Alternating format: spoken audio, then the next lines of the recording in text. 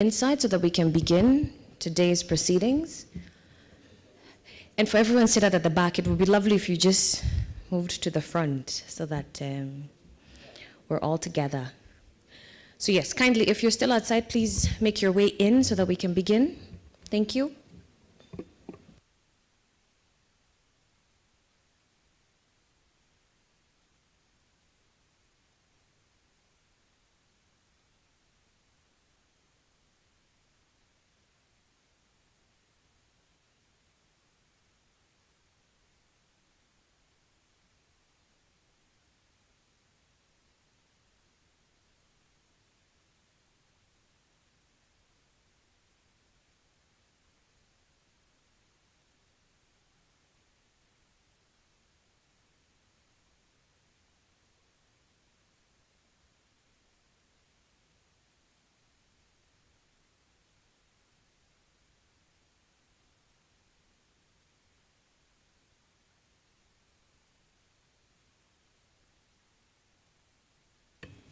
Great, I think we can begin. So we're going to start with the words of the national anthem, Purity. You're going to lead us in that?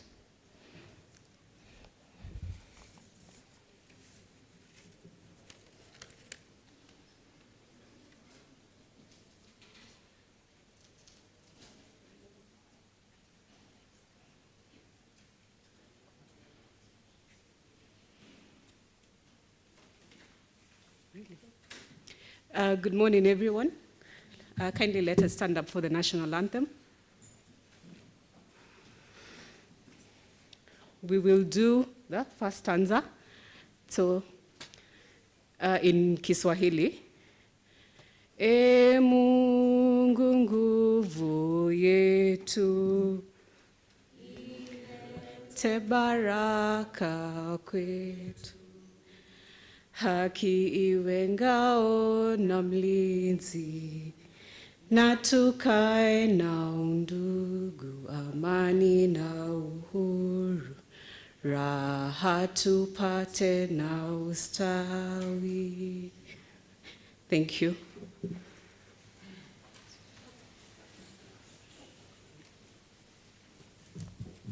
Fantastic. All right, good morning to everyone. Welcome to day 4 of the National Construction Authority Research Dissemination Forum. It's been a really exciting week for those who've joined us, whether you are streaming on TV or you are physically here with us. Day 1, which was Monday, we looked at alternative building materials and technologies. On day 2 was the opening ceremony, where we officially opened the event.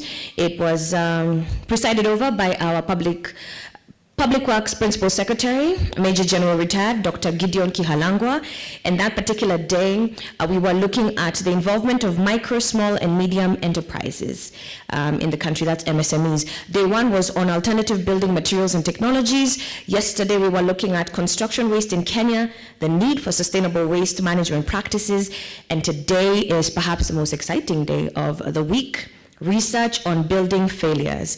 So this has been a labor of love. All these studies have been labors of love, but this particular one was quite heavy. So I think today we're going to have some amazing interactions. So this particular forum for today, we're streaming live on the National Construction Authority social media channels, that is YouTube and Facebook. So currently take a look if you have not subscribed. It's National Construction Authority, both channels on Facebook and on YouTube, National Construction Authority. And today we're also live on KBC, so thank you very much to the Kenya Broadcasting Corporation for supporting us.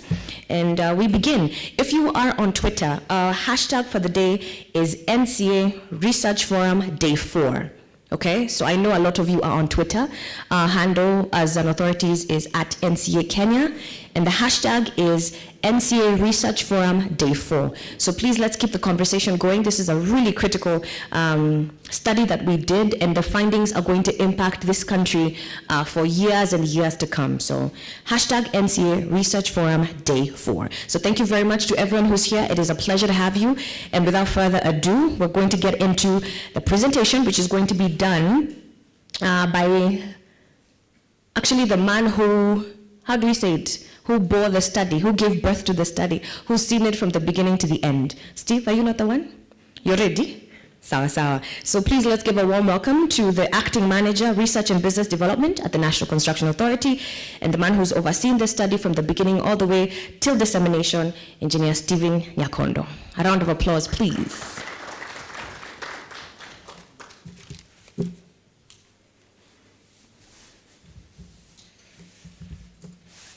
Good morning. Thank you very much, Koi, for the welcoming. I think maybe you can put on the slide.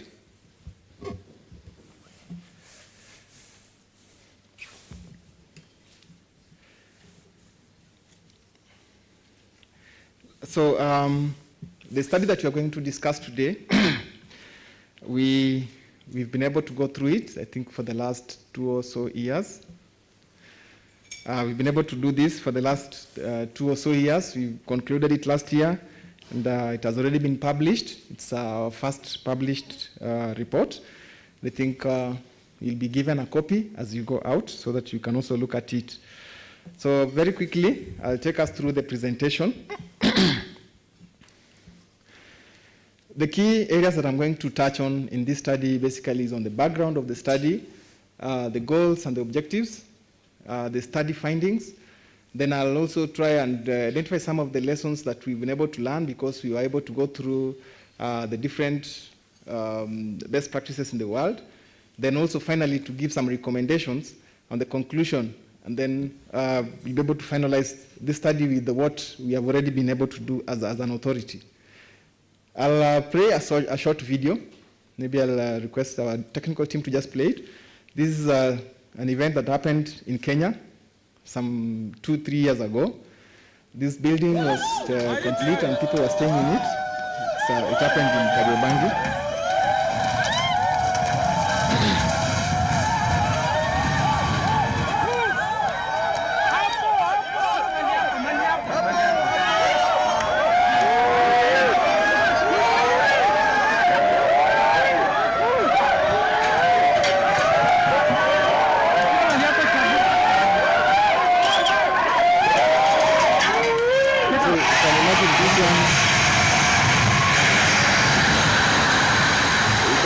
This building, they were aware. Actually, they had been told that the building is coming down, and these people were told, and they got out of the building. That's why you can see some people able to capture the scenario there. So that is what we're experiencing as a country. We have buildings, people are staying in the buildings, but the buildings are not safe. So until the government teams come on board to come and tell you that this building is not safe, so that people can be able to move out. So you can see there, at least there people didn't lose lives because they were warned early in advance. I'll just move to the next slide. The next slide just shows the kind of experience that we have in Kenya. These are different structures that have been collapsing. This was in Huruma, I think in 2015, 2016, when we lost around 60 lives. And the building came down. You can look at it and you'll see basically it's about issues of quality and how the work was done. Then we go to our press. We've had a lot of bad news about the construction industry. And we are saying as an authority, how can we be able to defend the construction industry? Because when you're talking about the construction industry, NCA should be among the lead to make sure that our image, our public image is very good. So these are issues that have been coming out. You see this international media, people are talking about failures of building in Kenya. It's not a good state for us to be able to look at. When we also went out, we also said that probably let's console ourselves a bit. We are not the only ones whose buildings are collapsing. We also have other collapses outside there. Those are some of the experience that we've seen from our study. There are collapses that have happened outside the country, and basically we are not alone in this, but there are things that we share in common which probably we'll be able to highlight as we continue with this discussion. So when I'm going to look at the problem statement, why do we want to do this study? Why did we decide that we want to do the study? And as I've shown you, number one is the issue of the image of the construction industry. Because as an authority, one of our mandates is to promote the industry and make sure that business grows in the country. And when you're talking about growth of business in the country, we are looking at the issues of improved infrastructure. So how do we bring on board investors when we have an industry that is not safe, an industry that is not very well controlled? Then also the other thing that we are looking at is the loss of lives that are coming up due to these poor structures. And there are areas that have been pinpointed by various agencies in government, especially in the eastlands of Nairobi, that have been pinpointed and been known to be evading the construction regulations that have been put in place. So this is important. It's a very important study for the country. It's an important study for the construction industry. And as an authority, it was a very, very important study that we were looking at. So the key objectives for this study, number one is to investigate the failure and collapses for the construction industry. Then specifically, we were also supposed to bring out what are these factors that are causing the buildings to fail. And then also to try and look at the issues of, to try and see these factors, how do they affect each other? How do they impact each other? Then finally, we were supposed to come up with a framework on how to mitigate the construction failures in the country. So I'll just take us through the conceptual framework. What we were looking at in terms of when we were developing this study, what are the key areas that we are looking at? The first one, and which was the most, the dependent variable, was the failure of construction, failure of buildings in the construction industry. Maybe I could ask somebody to help me to turn the screen. I'm not seeing it nicely, kindly. We are looking at the dependent variables, the construction, which is failure of construction. It is a bit small, I'm not able to see. Maybe you can just turn the screen a little bit.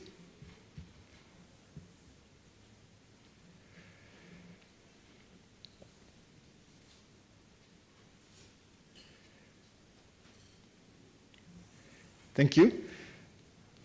Thank you very much. Yeah, so sorry about that. The dependent variable that we are looking at is on the failure. And we wanted to specifically define what is it that we call failure of a construction. And for us, as an authority, failure is quite across the board because we are looking at the issue of the spacing. How do the rooms fit out for the building? How is the indoor environment? Is the indoor environment quality enough for people to stay into that building? And then how does this building fit in with the amenities that are around the building? Then finally, you're also supposed to look at how the building is in harmony with the environment around the buildings that are surrounding that structure. So specifically, that was the main thing that we're investigating. And the other variables that now we're defining, this key variable, was the issue of the technical. And technical, we are looking at the adversities, because we are trying to look at the negative side of these variables that we have to define the failure. So the negative aspects that we are looking at is the technical aspects. First of all, we are looking at the issue of workmanship, shortage of workers, designs that are done which are not of good quality. We also have issues of poor materials, poor material handling. That all those were surrogates that were defining the technical aspect of building failures. Then we also looked at financial in terms of failed payments, poor cash flows, high cost of material, inflation. So these are areas that we are trying to identify, and this was identified through the literature survey so that we can be able to define. There was also another area that we looked at, which is the issue of welfare. And surprisingly, maybe to give an example, there's a site that we went and there were complaints, especially poor quality comes in because some of the staff come to work drunk. So it's welfare, issues of welfare are key in the framework. The other things that we're looking at is the institutional framework of the construction industry. What are the issues? There are so many issues, especially when you're looking at the institutional framework. Inadequate capacity of very many institutions. Probably they don't have enough staff to do inspection. The standards that are there are not performance-based. There is the issue of lack of a framework, a clear framework for building control. So all these are issues that are coming up in terms of institutional factors. Then we're also looking at the legal, where the laws are there. Some of them are very outdated. Like currently we are trying to work on, as an authority, we are working on the National Building Regulation to try and modernize it and make it to adopt the performance-based way of measuring. Then we are also looking at the issue of respect of public land, public utility land. Those are, because there's a law that prescribes those issues, but as a country we've disregarded. You'll find so many buildings are on the way leave. Some of the buildings are built under high voltage power. So these are issues that are coming up and still need to be investigated. Then finally, the ethical factors. And the ethical factors that were also identified, especially with the professional bodies, the professional people who do the inspection, the people who design. Some of them, they give poorly designed drawings. Some of them get the approvals through backdoor. So those are issues that we were trying to investigate and were part of the surrogates that defined building failure. So I'll move very quickly to the methodology. What is it that we did based on that conceptual framework that we defined? We were able to go out to the various construction sites that as NCA we've been able to register in the past 4 years. We have a register of over 12,000 construction sites, around 12,000 construction sites. Those that are active, and those have already been completed. So these sites were identified, and from there we were able to get a sample size which was used to define the variables that I've just described. And when we went to these sites, there are various parties of a construction site that we're able to meet, the companies themselves that are construction. Then we also had the professionals who involved in those projects. We had the workers, and we're also looking at the project neighbors. Project neighbors, you would be interested, the project neighbors, even the Mamamboga, the one who brings Githeri to the site. Those were our interested parties. They are very key. They have a lot of information about the construction site. Then finally, when we came up with the prescriptions, we were able to go to the experts to get a few interviews from our sister agencies, and we were able to discuss with the professional bodies and associations to just clarify some few points here and there. What is it that we found at the ground? For the last, I think maybe I can say around 20 years, since 1990, all through to now, the construction industry was quite peaceful, and I think maybe you could relate it with the activities, the economic activities of the country. You will see from the figures there, from 2005, the activities increased, and the moment the activities increased, that's when we also started having building failures. And they hit their peak at 2015. We had almost 20 collapses that happened in 2015, with fatalities of close to 200 people. After 2015, there was a decline, and probably through whatever we were doing, the discussions, maybe it's because of the coming in of NCA, maybe it's because of the institutions that have been established by government and the measures that were put in place to mitigate the failures. But it has been a trend for the last 20 years. You can see, you can be able to predict and see where the activity in the industry has been. We also looked at these buildings and tried to go back and see what is it that has been done for the collapses that have been done. So because we had around 87 collapses that were documented, and looking at the actions that have been taken, you will see most of them, actually 40%, there's no clear record. It was documented in the media and it just disappeared like that. It is nowhere, anywhere. Then there are 14% that an instruction for demolition was given. There are 12%, there's nothing that happened. It is just quiet. It was mentioned and then it just died out. Then there are 11% which is still being investigated, and this report is based on the 2019 statistics.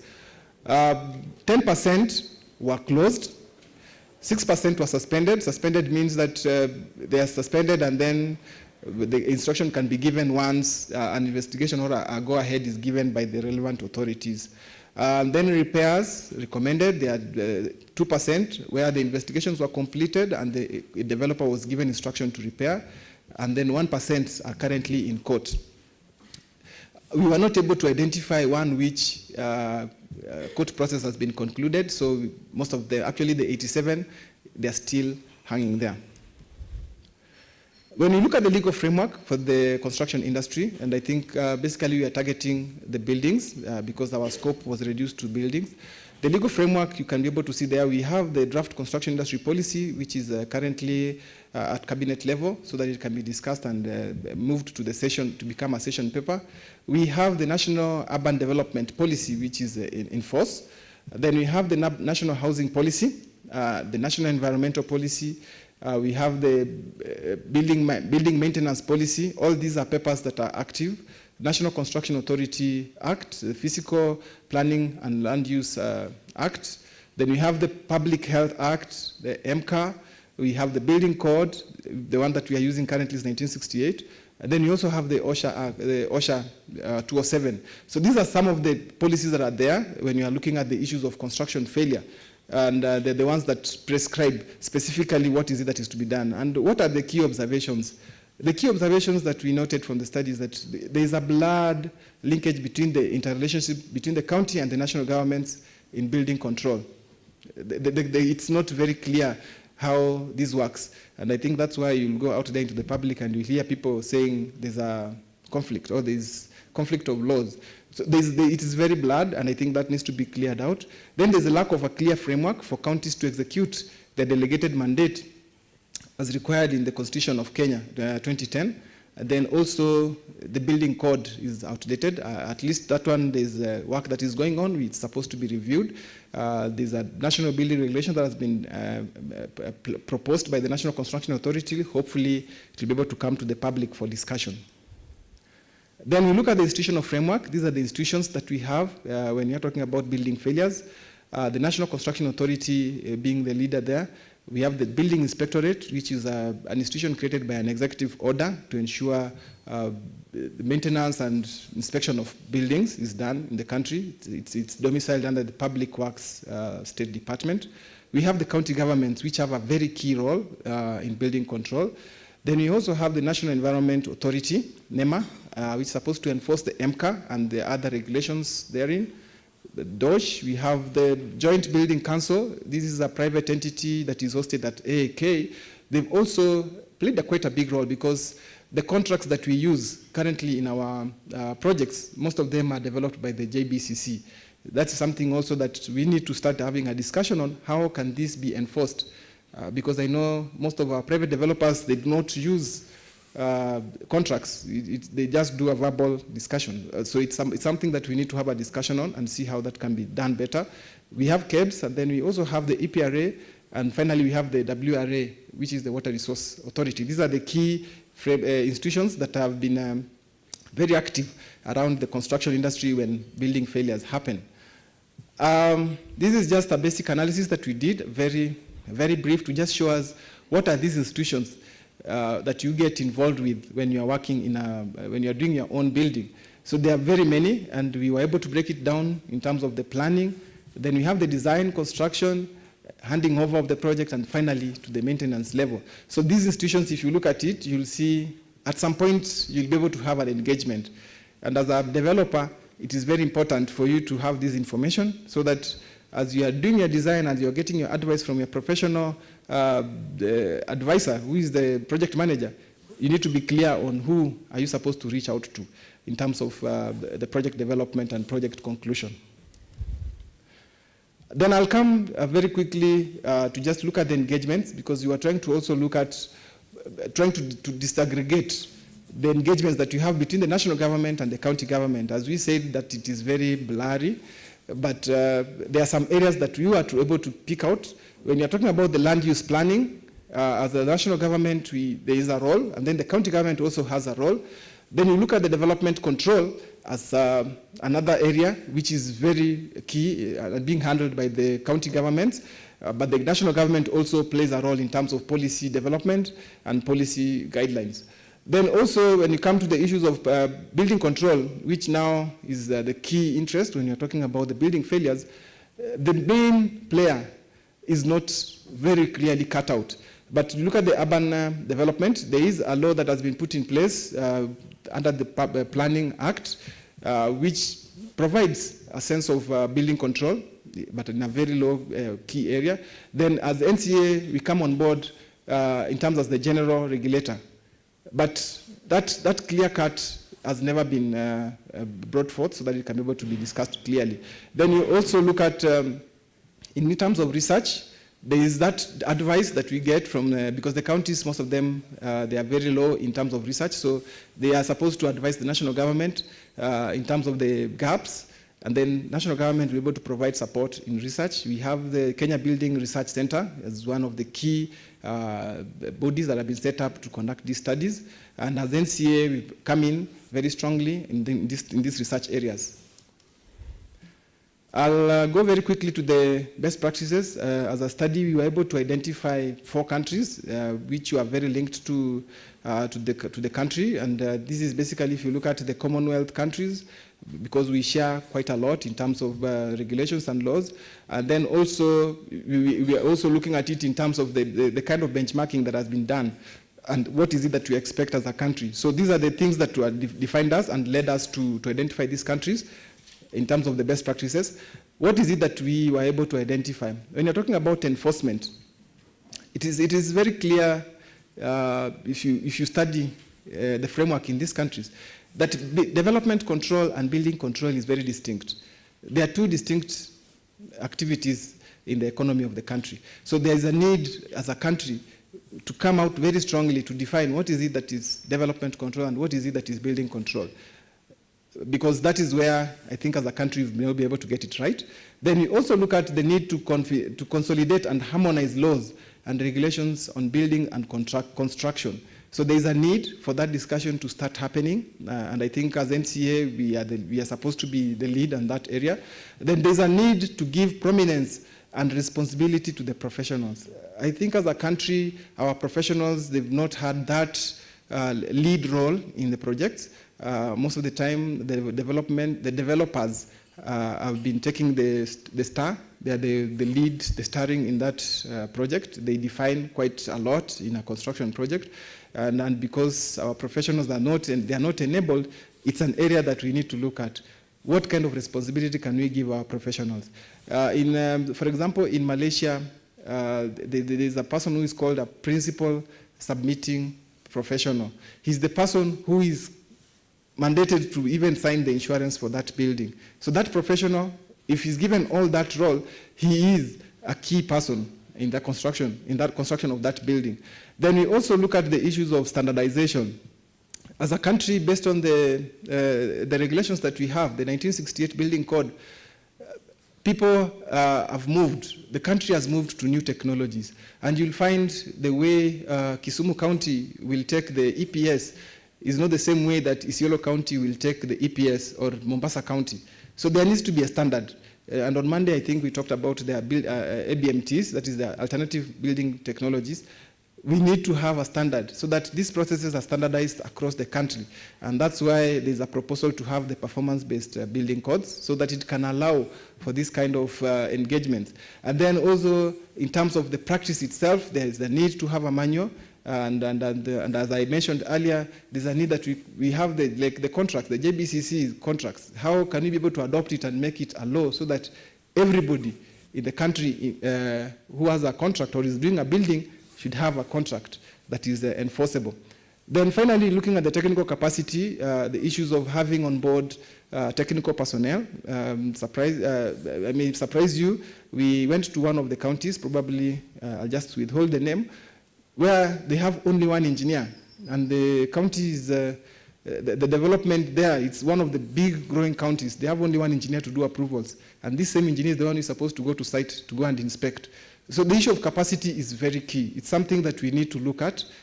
How can we be able to onboard many engineers? And from the UK perspective, and I think Singapore perspective, they've been able to bring on board private engineers. You as an engineer or a consultant, wherever you are, you can be able to register with a particular county. They engage you to help them to do inspection, and you report real time on what you've been able to see on that site. That's something that as an authority, we hope that we can be able to adopt to assist in making sure that the milestones in a project are taken care of. Then finally, there is an issue of ICT and unethical processes. Especially on ICT, as a country, we need to move into the BIM, as the Building Information Management. It is very key. It's one of the lead areas that we need to invest in. And as an authority, I think that is something that we are pursuing very much. We are currently working on how to develop a building mandate for the country so that, especially starting with the government projects, they can be onboarded into the building information management platform. Finally, on unethical practices, these countries, they are very strict. There is a prohibitive penalties, especially for the professionals, if you are found to be culpable in a construction project. Other things that we observed, which we are also investigating, was how is the reporting done when a building collapses. In Kenya, I think most of our reports, we get them from the media, which means the information probably there's no structured way of reporting the building collapses. There needs to be a structured way. In UK, they have a body that does this kind of reporting. They have a platform, they have a hotline where in case anything happens, they're among the first people to know about the construction failure. They're among the first people to act and go and secure the site. Unfortunately, in Kenya, our sites, they're not secured. You will find that when a building collapses, it's the public that moves in to rescue. And then most of the evidence is lost. So you cannot be able to investigate and even give a good report on what caused that building failure. And the majority of the cases have resulted into legal reforms to strengthen the building control. So these cases they are reported. When the investigation is completed, the report is published and everybody gets the report. At some point in time, last year, we were able to get an interaction with Japan. When they have a building failure, they do an entire analysis. They even have photos of failed columns, failed steel, which is made as a museum for people to come and learn from those areas. So it's something that as a country we need to pick up and see how do we document this failure so that we can be able to learn. This one I'll just skip it, but this is just a framework of what is it that we can be able to do, especially the bodies that are there, so that they can be able to pursue very keenly on how the process can be done in construction, because we were trying to develop a framework on how we can be able to go back when you're doing an investigation on a construction failure. And the general public, you can see there from the framework, the general public is involved from the beginning of the process all the way to the end. And involvement of the general public is very key because of the issues of reporting. The construction project needs to have a site board. That's among the main things that we need. We need to have a number or a project number identifier which can be used to report the construction project. So these are things that we've been able to discuss as an authority based on this study to see how we can implement and standardize the regulation of the construction industry. We want to involve the general public as much as possible in the construction process. So what are the recommendations that we've been able to come up from this study? First of all, we identified very many flaws. Very many. There are small flaws, but there are very many, especially when you're talking about the mixing of concrete. Most of our contractors, they have a few shortcomings in terms of the ingredients and in terms of the quantities that they need to do the mixing. They need a lot of guidance, especially from our professional engineers who come on board to investigate, to advise the client. So as an authority, we have proposed that we do some training on these small areas that we identified. How can we be able to do the mixing of concrete? One of the lead roles of building failure. The other thing is to see how can we be able to correct the compaction and the curing. I think people are really moving nowadays towards the very good practice in terms of compacting and curing of concrete. Previously, that was not being done. You will find that there are a lot of honeycombs. There's a lot of issues that were being noted on construction buildings or columns. So that is something that you also need to see how can we be able to start working on that. The issue of curing, yeah.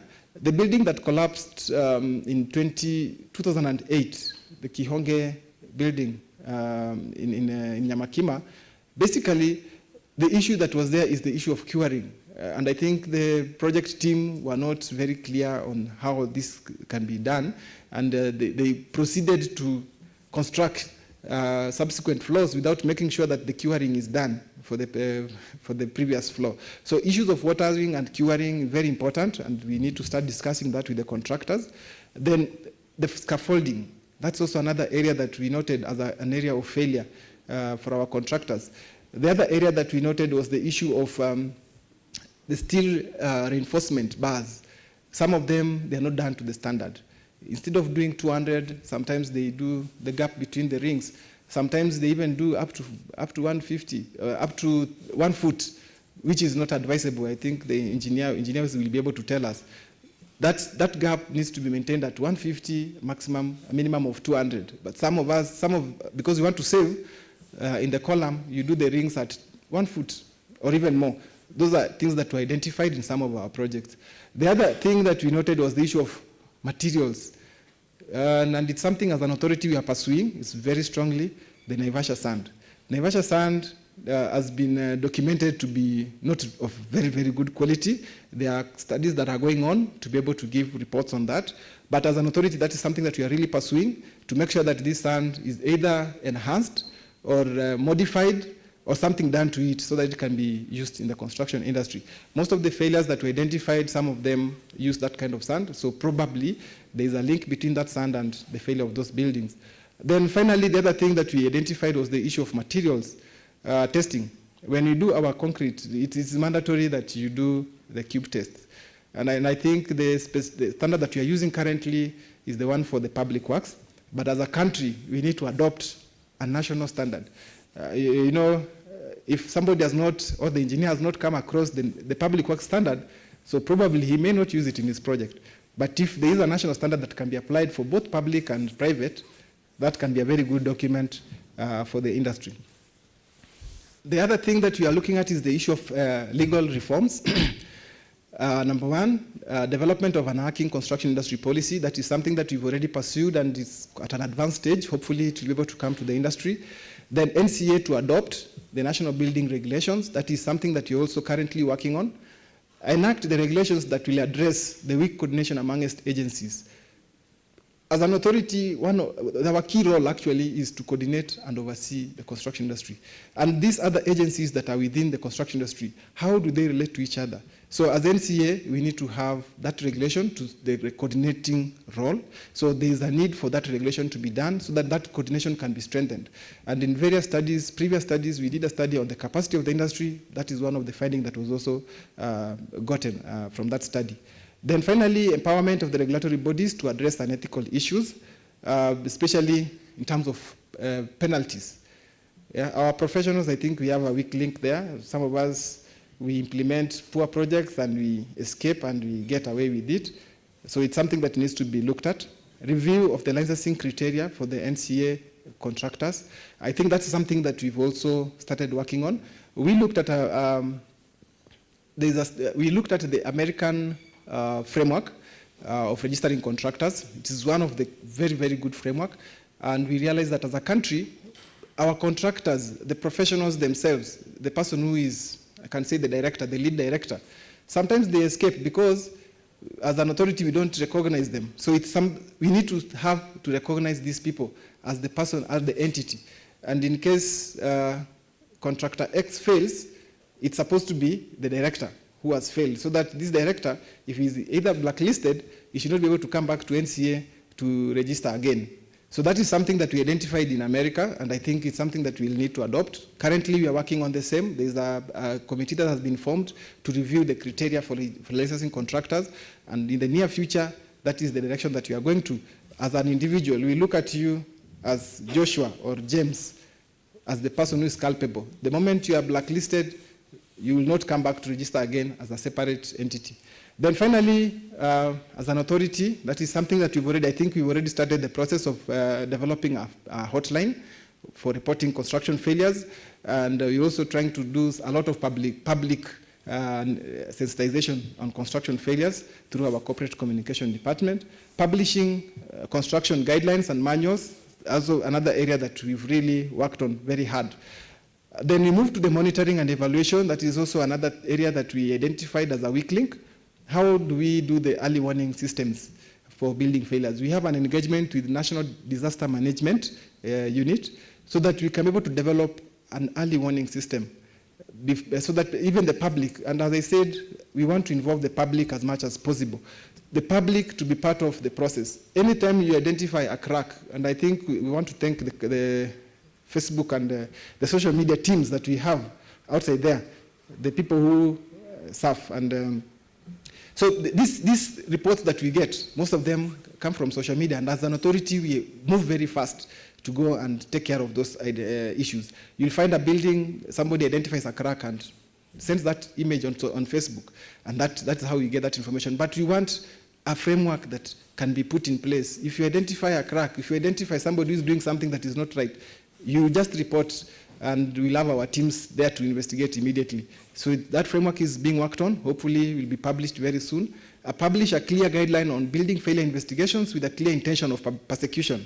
As you saw from my previous slides, we've not been able to prosecute as a country. There are matters that are still in court, and probably they'll end well. But where does the failure come? The failure comes in terms of investigation. Do we have a report that can be put in court to put this contractor? Or is there an investigation that is done with that clear intention of persecution? That's something that we need to look at. Then finally, we need to have, we have a lot of joblessness in the country. How can we onboard our engineers so that they can also participate in this building control that you're talking about as a country? So those are some areas that were identified and based on the best practices that we looked at. So hopefully this will be able to help the construction industry. These are other remedies that we identified. I'm not able to see them very clearly, but I think you can be able to see the issues of building approval. We want to see how we can be able to create a one-stop shop. We have to see how can we be able to onboard the other agencies to come on board and ensure that we work together as a team. Finally, that is the framework that we proposed on how the monitoring and evaluation of building failures in the country can be done, because that is one of the weak links that we've talked about. How do we link these building failures? So it's a proposal, and it is currently being discussed. Hopefully we'll be able to publish the same so that our industry can be able to be better into the future. I think that's the end of my presentation. Thank you so much. I hope we can be able to have this discussion and make it better and better. Thank you so much.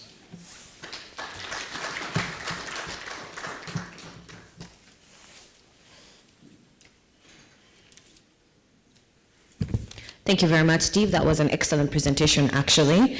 If you were here or you were following the proceedings on Tuesday during the opening ceremony, I remember the PS saying that this is the first time in the 25 years that we've been witnessing collapses as a country, that we've had an all-encompassing study. This is the first time it's been so in-depth, and I think it bodes of better things to come. So if you want to see this research, it's already been published, as Engineer Nyakondo was saying, the research on building failures. If you log on to the website, www.nca.go.ke, you will find it.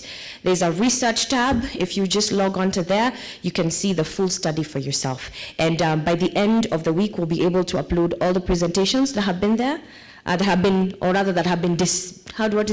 presented, yes. We'll be able to load all the presentations so that you can go back and look at them and interact with the content a little bit more. So thank you very much. I think we're due for a break because right after we're going to be having the panel session, the plenary rather, and our panelists I think are already here. We've got Engineer Shama Kiteme, engineer is here.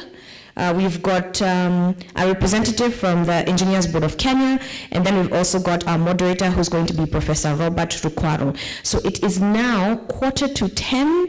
We will assemble here at exactly 10 a.m. so that we can continue with the plenary session. So we will take a short break and then we'll be right back. Thank you. Remember, actually, before I go, if you want to interact with the content of the day on our social media, we're streaming live on both Facebook and YouTube, National Construction Authority. This is on KBC, I believe, Channel 1 as well. And you can go on to Twitter. Our handle is @NCA Kenya, and today's hashtag is NCA Research Forum Day 4. NCA Research Forum Day 4. We'll see you at 10. Thank you.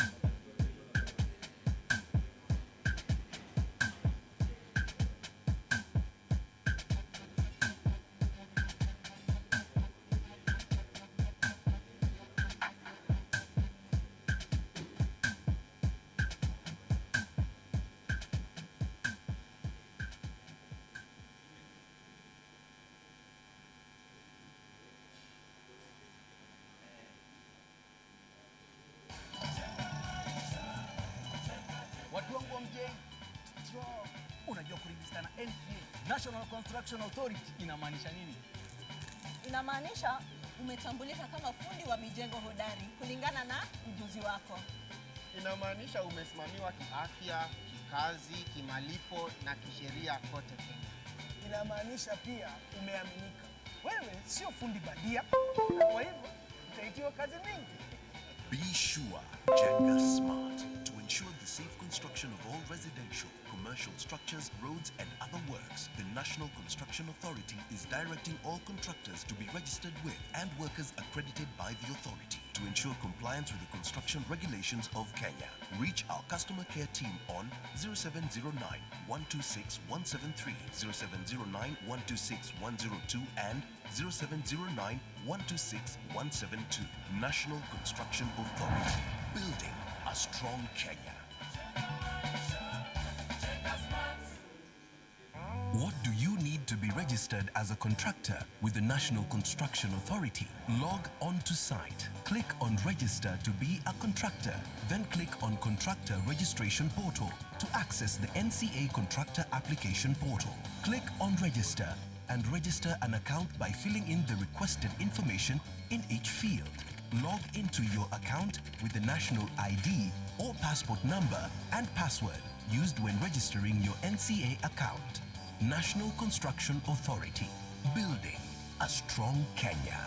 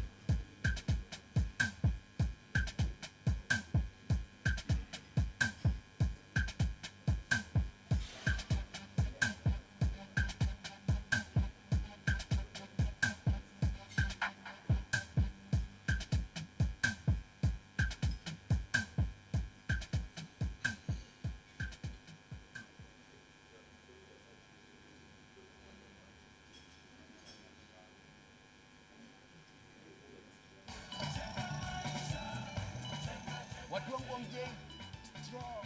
Unajua kurejista na NCA, National Construction Authority, inamaanisha nini? Inamaanisha umetambulika kama fundi wa mijengo hodari kulingana na ujuzi wako. Inamaanisha umesimamiwa kiafya, kikazi, kimalipo na kisheria kote Kenya. Inamaanisha pia umeaminika. Wewe sio fundi badia, na kwa hivyo utaitiwa kazi mingi. Be sure, Jenga smart to to ensure the safe construction of all residential, commercial structures, roads, and other works. The National Construction Authority is directing all contractors to be registered with and workers accredited by the authority to ensure compliance with the construction regulations of Kenya. Reach our customer care team on 0709 126 173, 0709 126 102, and 0709 126 172. National Construction Authority. Building a strong Kenya. What do you need to be registered as a contractor with the National Construction Authority? Log on to site. Click on Register to be a contractor. Then click on Contractor Registration Portal to access the NCA Contractor Application Portal. Click on Register and register an account by filling in the requested information in each field. Log into your account with the national ID or passport number and password used when registering your NCA account. National Construction Authority. Building a strong Kenya.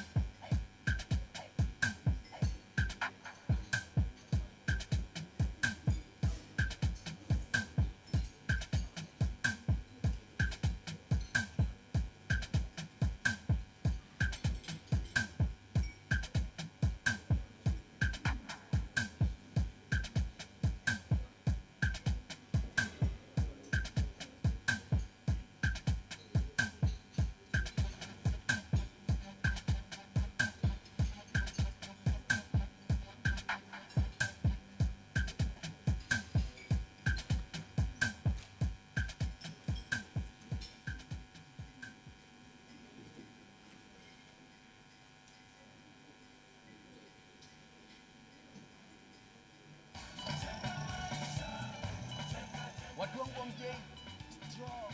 Unajua kurejista na NCA, National Construction Authority, inamaanisha nini? Inamaanisha umetambulika kama fundi wa mijengo hodari kulingana na ujuzi wako. Inamaanisha umesimamiwa kiafya, kikazi, kimalipo na kisheria kote Kenya. Inamaanisha pia umeaminika. Wewe sio fundi badia, na kwa hivyo utaitiwa kazi mingi. Be sure, Jenga Smart. To ensure the safe construction of all residential, commercial structures, roads, and other works, the National Construction Authority is directing all contractors to be registered with and workers accredited by the authority to ensure compliance with the construction regulations of Kenya. Reach our customer care team on 0709 126 173, 0709 126 102, and 0709 126 172. National Construction Authority. Building a strong Kenya.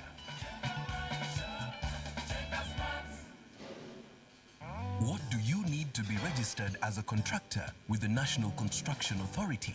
Log on to site. Click on Register to be a contractor. Then click on Contractor Registration Portal to access the NCA Contractor Application Portal. Click on Register and register an account by filling in the requested information in each field. Log into your account with the national ID or passport number and password used when registering your NCA account. National Construction Authority, building a strong Kenya.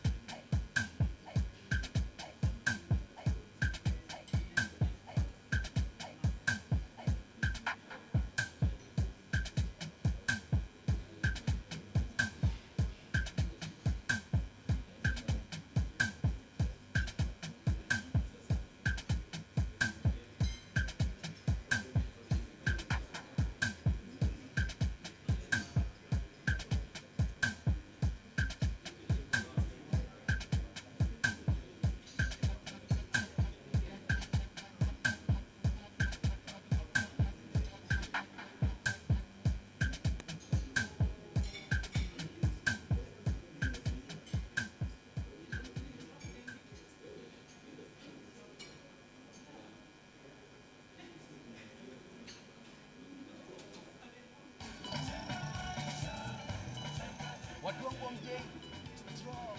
Unajua kurejista na NCA, National Construction Authority, inamaanisha nini? Inamaanisha umetambulika kama fundi wa mijengo hodari kulingana na ujuzi wako.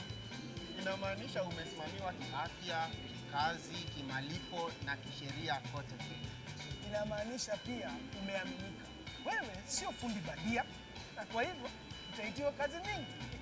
Be sure, Jenga Smart, to ensure the safe construction of all residential, commercial structures, roads and other works. The National Construction Authority is directing all contractors to be registered with and workers accredited by the authority to ensure compliance with the construction regulations of Kenya. Reach our customer care team on 0709 126 173, 0709 126 102 and 0709 126 172. National Construction Authority, building a strong Kenya. What do you need to be registered as a contractor with the National Construction Authority? Log on to site. Click on Register to be a contractor.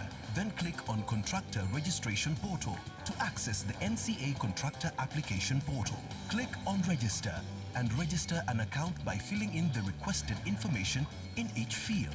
Log into your account with the national ID or passport number and password used when registering your NCA account. National Construction Authority, building a strong Kenya.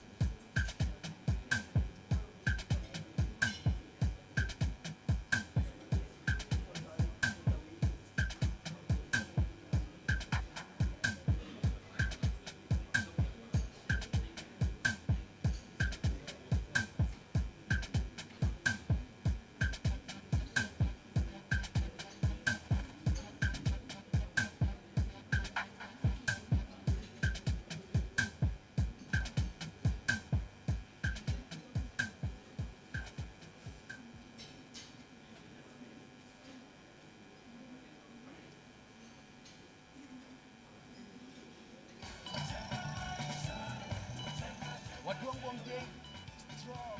Unajua kurejista na NCA, National Construction Authority, inamaanisha nini? Inamaanisha umetambulika kama fundi wa mijengo hodari kulingana na ujuzi wako. Inamaanisha umesimamiwa kiafya, kikazi, kimalipo na kisheria kote. Inamaanisha pia umeaminika. Wewe sio fundi badia, na kwa hivyo utaitiwa kazi mingi. Be sure, Jenga Smart, to ensure the safe construction of all residential, commercial structures, roads and other works. The National Construction Authority is directing all contractors to be registered with and workers accredited by the authority to ensure compliance with the construction regulations of Kenya. Reach our customer care team on 0709 126 173, 0709 126 102 and 0709 126 172. National Construction Authority. Building a strong Kenya. What do you need to be registered as a contractor with the National Construction Authority?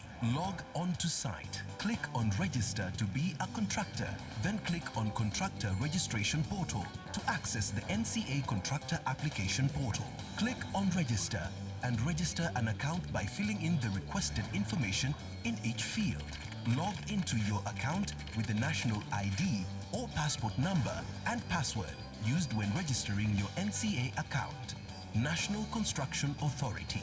Building a strong Kenya.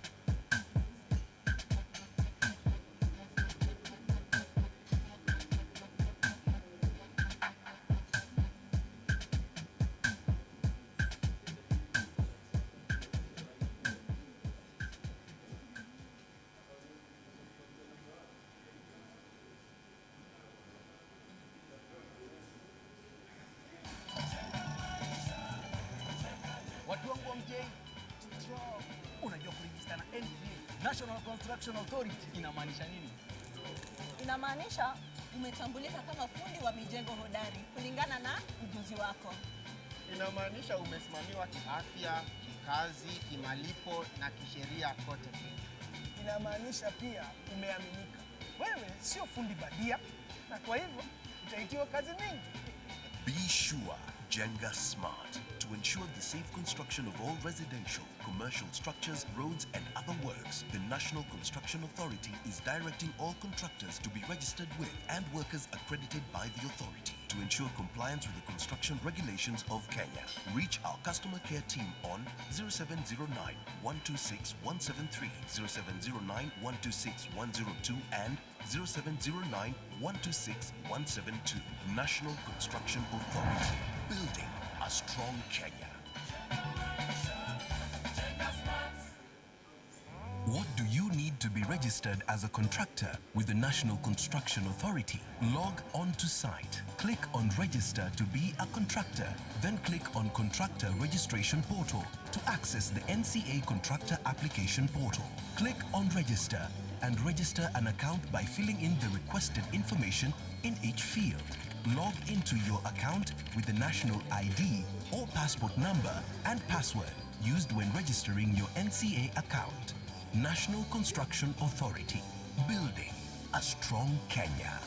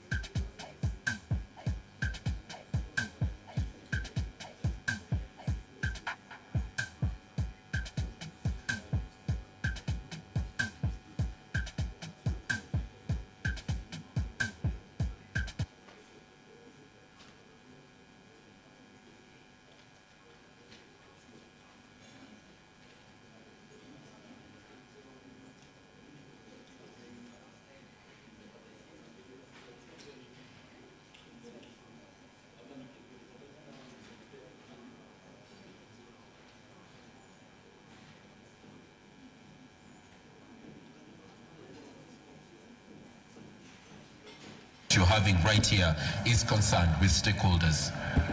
Thank you very much. All right. For the Good morning again. For those who are still outside, kindly come in so that we can proceed.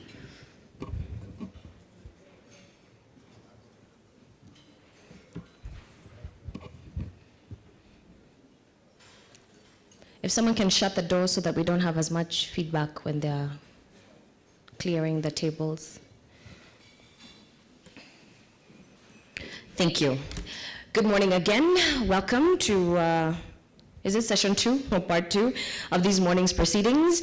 Earlier we had the presentation by Engineer Nyakondo on the research on building failures in Kenya. Just in case you missed that, if you are here with us today, A copy of this is waiting for you at the desk. So as you proceed for lunch or tea break or as you're leaving, please pick up a copy of the study. It's the research on failure and collapse of buildings in Kenya. If you are not here, that is all right. If you log on to our website, it's www.nca.go.ke. You will find the same as well. You just go to the research portal. It's actually the first study that's there, so you can download it and interact with the content. Let me see. The hashtag of the day, I'm still going to reiterate because I want this conversation to continue. It's hashtag NCA Research Forum Day 4. So don't forget to add the Day 4. NCA Research Forum Day 4. If you are streaming, we're streaming from both YouTube and Facebook. The name of both pages is National Construction Authority. Thank you very much. We're about to get into our plenary session, so I'm going to introduce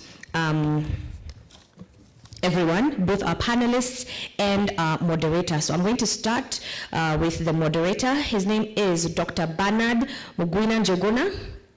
Dr. Njuguna is an architect and planner. He's also a senior lecturer at the Center for Urban Studies at the Jomo Kenyatta University of Agriculture and Technology. Dr. Njuguna, karibu sana. Please, a round of applause for him. Give him some psych as he makes his way. Up next, let's look at the panelists. I'm going to start with our representative from the Engineers Board of Kenya. He is the Director of Compliance and Enforcement, Engineer Okere Makoha. Karibu sana. A round of applause for him as well. That's great. Our next panelist is also an engineer. Let me just quickly pull up his bio. His name is Shama Kiteme. Engineer Shama is a registered civil engineer with EBK, that's the Engineers Board of Kenya. He's a corporate member of the Institution of Engineers of Kenya, and he's here as an industry practitioner. He has his own firm, the name of the firm being Semprom Services Limited, where he's a principal engineer and director of projects, and is currently pursuing his master's in geotechnical engineering. So, karibu sana, Engineer Shama. A round of applause for him as well. Let me see, we have one more panelist, and for those who say Babayao, I think we would agree that Professor is our father. Professor Robert Rukwaro, he is a professor at the University of Nairobi. He's been a lead researcher in all the studies that we've been able to undertake as an authority. He is also a committee member of the Construction Industry Policy, which of course is an overarching document that is aiming to harmonize all our industry laws and regulations. He's also a committee member for the Alternative Building Materials and Technologies Registration Framework Committee, and he is also at the chair of the review of the National Building Regulations. He also taught majority of the technical staff, those who did architecture at National Construction Authority. So a big hand of applause for Professor Rukwaro. All right, my name is Wangoi Kabala. I realized I did not introduce myself earlier. My name is Wangoi Kabala. I am the Corporate Communications Manager at National Construction Authority. So kindly allow me to now hand over to Dr. Muguna, who is going to moderate the session for us. Thank you. Thank you very much.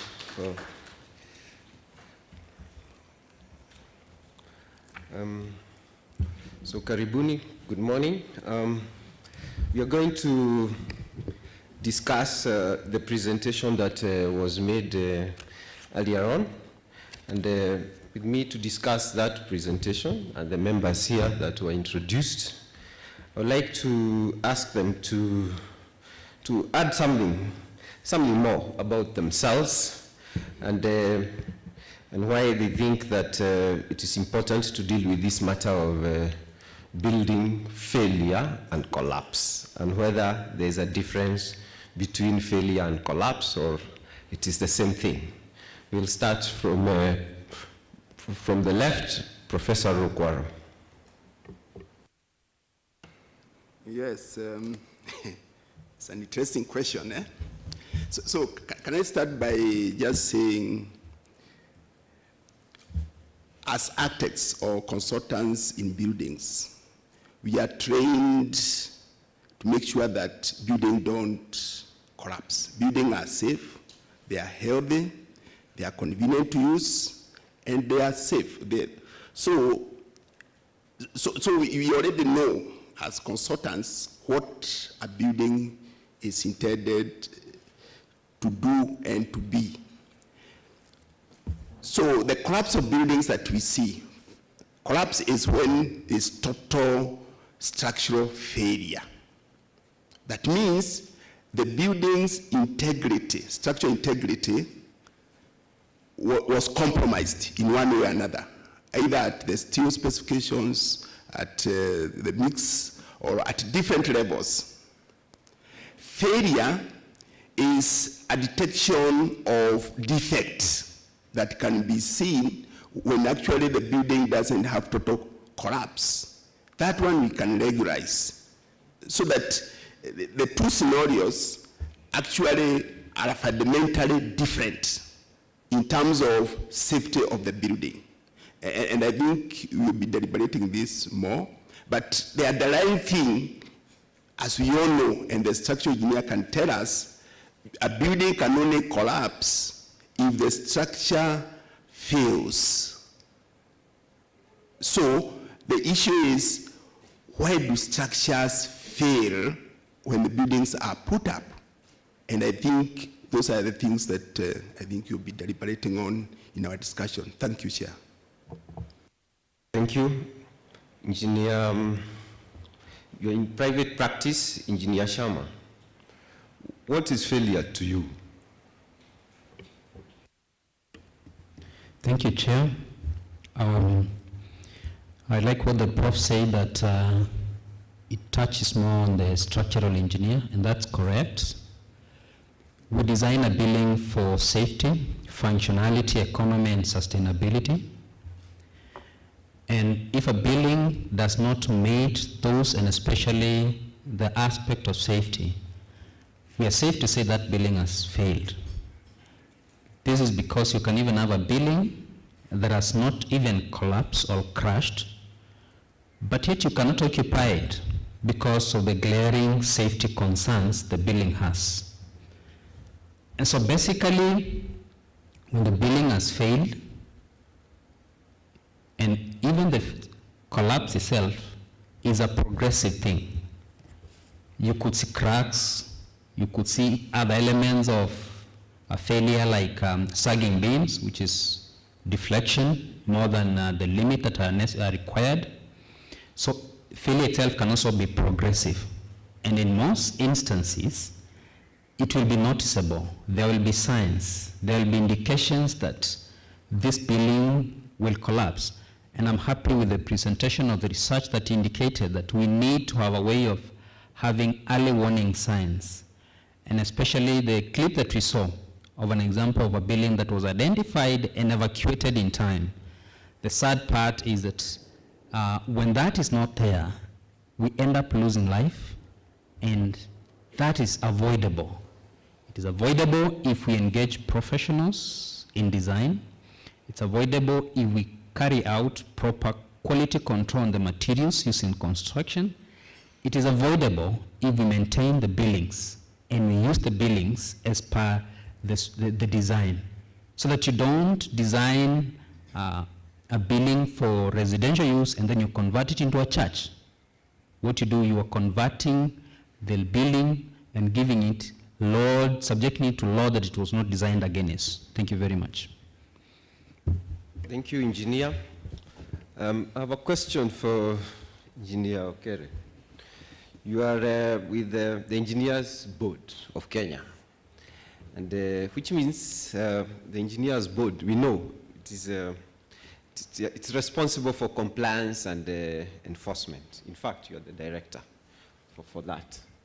Can you tell us something about how you go about your enforcement, and also tell us what enforcement is and compliance, and how should we do it, and how are we doing it wrong, if at all? Because in the earlier presentation, we saw that there is a challenge of enforcement. So have you failed? Thank you. Thank you for the question. First of all, I must say it's a great honor to be here.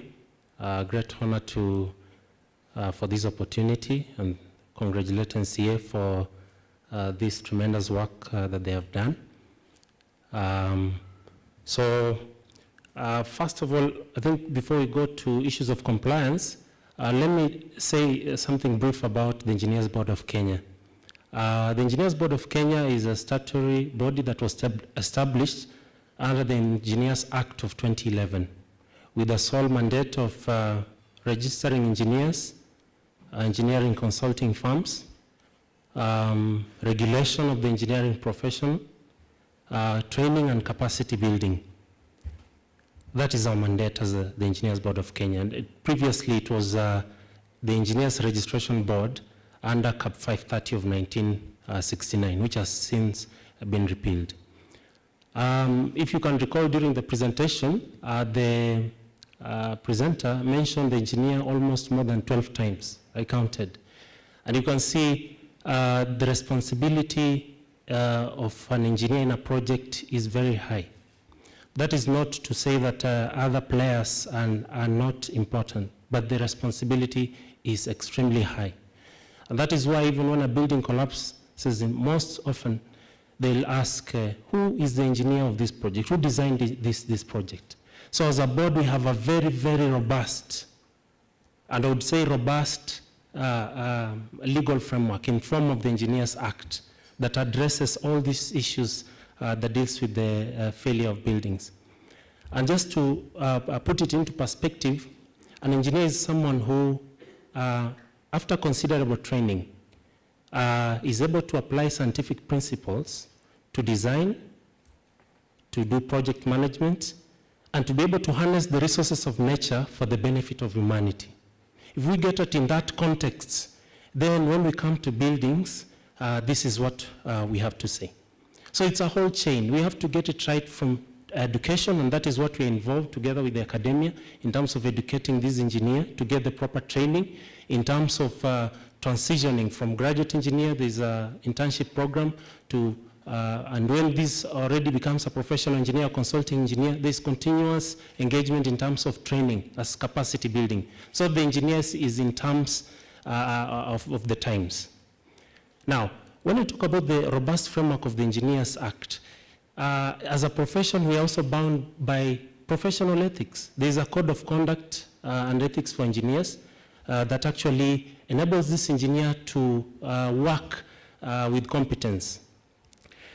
Now, when we talk about building failure, I think wholesomely, we are talking about a standard. You know, as a country, we have entertained a lot of mediocrity until when we reach this level of collapsing of building, it's all about the standards that we have set. For instance, when we, in terms of the approvals, if we have people who are approving these particular drawings, and they are not, even before approvals, they are designing these projects, and they are not qualified to design these projects, then you find they are going to use wrong calculations, and in the end, these designs cannot stand a test of time. And the Act has provided a very robust way of dealing with such. With the engineers' rules, we have the engineer stamps and engineer's ID that is able to identify those who are not engineers. The public is able to identify those who are not engineers. So the cause of building failure, in my opinion, is a number of factors. When we talk about poor workmanship, we're talking about not involving professionals. You see, when we talk about even substandard products, how did the substandard products reach there? And it is the engineer who approves this project. So if the developer is not engaging the professional, then he engages someone who is not qualified to approve the drawing, then he's going to approve a wrong drawing, and eventually we'll have the building collapsing. Thank you for that very comprehensive response. Professor Okwaro, I'd like you to perhaps address the issue of development control versus building control. It's one of the issues that has emerged in today's presentation. And from the great report, we see that perhaps development control deals with planning issues, which the counties do. It emerged that it is not very clear who is supposed to do what was called building control. And that is the aspect of perhaps when you're looking at the concrete works during construction, basically. So, how distinct is development control and Building Control in Kenya, Professor Rukwaro, and do we have appropriate legal frameworks that can support this aspect that we have seen is very successful, for example, in the case of Malaysia? Yeah, thank you for that question. So, we start with virgin land in most cases. Land that is not demarcated for any use before we develop urban centers. So on that piece of land, a planner, I think you have to get clear what a planner does and what the building professionals do. So the planner with the surveyor ensures that that land is maximized in the resource utilization. So if the land is next to a river, is next to a forest, whatever it is. So planning deals with coming up with guidance of land uses and how land will be maximized its utilization. So that when we zone, this should be housing area, this should be industrial area, this should be CBD. There are a lot of analysis that a planner has to do.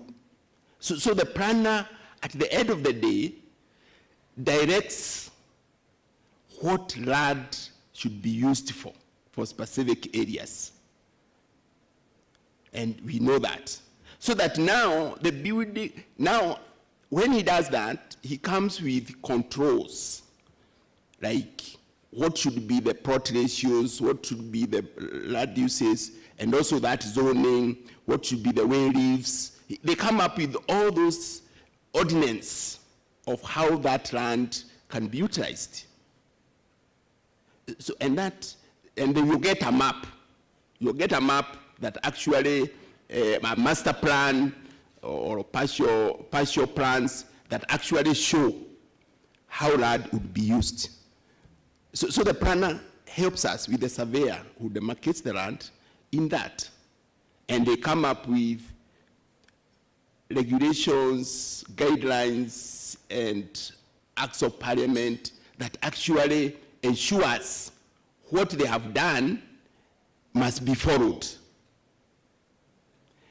Now here comes the building team. And the building team now are the architects, the quantity surveyors, the engineers, and others who actually deal with utilization of the plot that is zoned for different uses. And this is where now the building team have specifics of what type of a building, what type of uses that plot can be put in terms of functionality, of meeting certain needs of man. Maybe a working place, maybe a living place, a recreation place, whatever it is.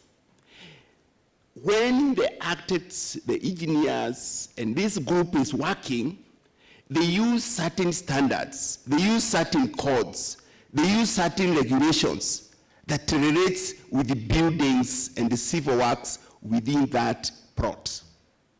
Then these documents that they'll be using, they'll be ensuring that the building control reflects and meets and conforms to those standards for building. So the two areas are very different. And sometimes I wonder why the planners feel they have also to control the buildings. The only area that is controlled about the buildings is the ordinance issues about plot ratios and plot coverage and the way leaves. But not what is it that the architect is doing, what the engineer is doing, what the quantity surveyor is doing, and the rest. So the two are two different.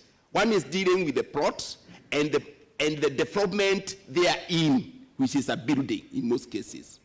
And then the other person is dealing with radiuses and how we have to control so that people don't grab and so that we don't tamper with fragile areas like riparian zones and the rest. Thank you. Thank you, Professor. We'll revisit that issue of planners. I hope there are some planners in the plenary. So, but I'm not attacking you. I know. Generally, we have seen that it is private buildings that collapse. In fact, from this voluminous report from Engineer Nyakondo, I have not seen any report of a government building which has collapsed. The report deals with the buildings generally. It has not looked at other infrastructure like bridges, but there's none. So, Engineer Sharma, you're in private practice, and it is your buildings, in quotes, which are collapsing, right? If I may put it that way. The government buildings are not collapsing for some reason. So, what do you think the government is doing right, such that their buildings are steadfast? And you, as a private practitioner, you are doing wrong. And if there is anything you are doing wrong, what do you think you should amend so that you do it right? Thank you. Thank you, Chairman.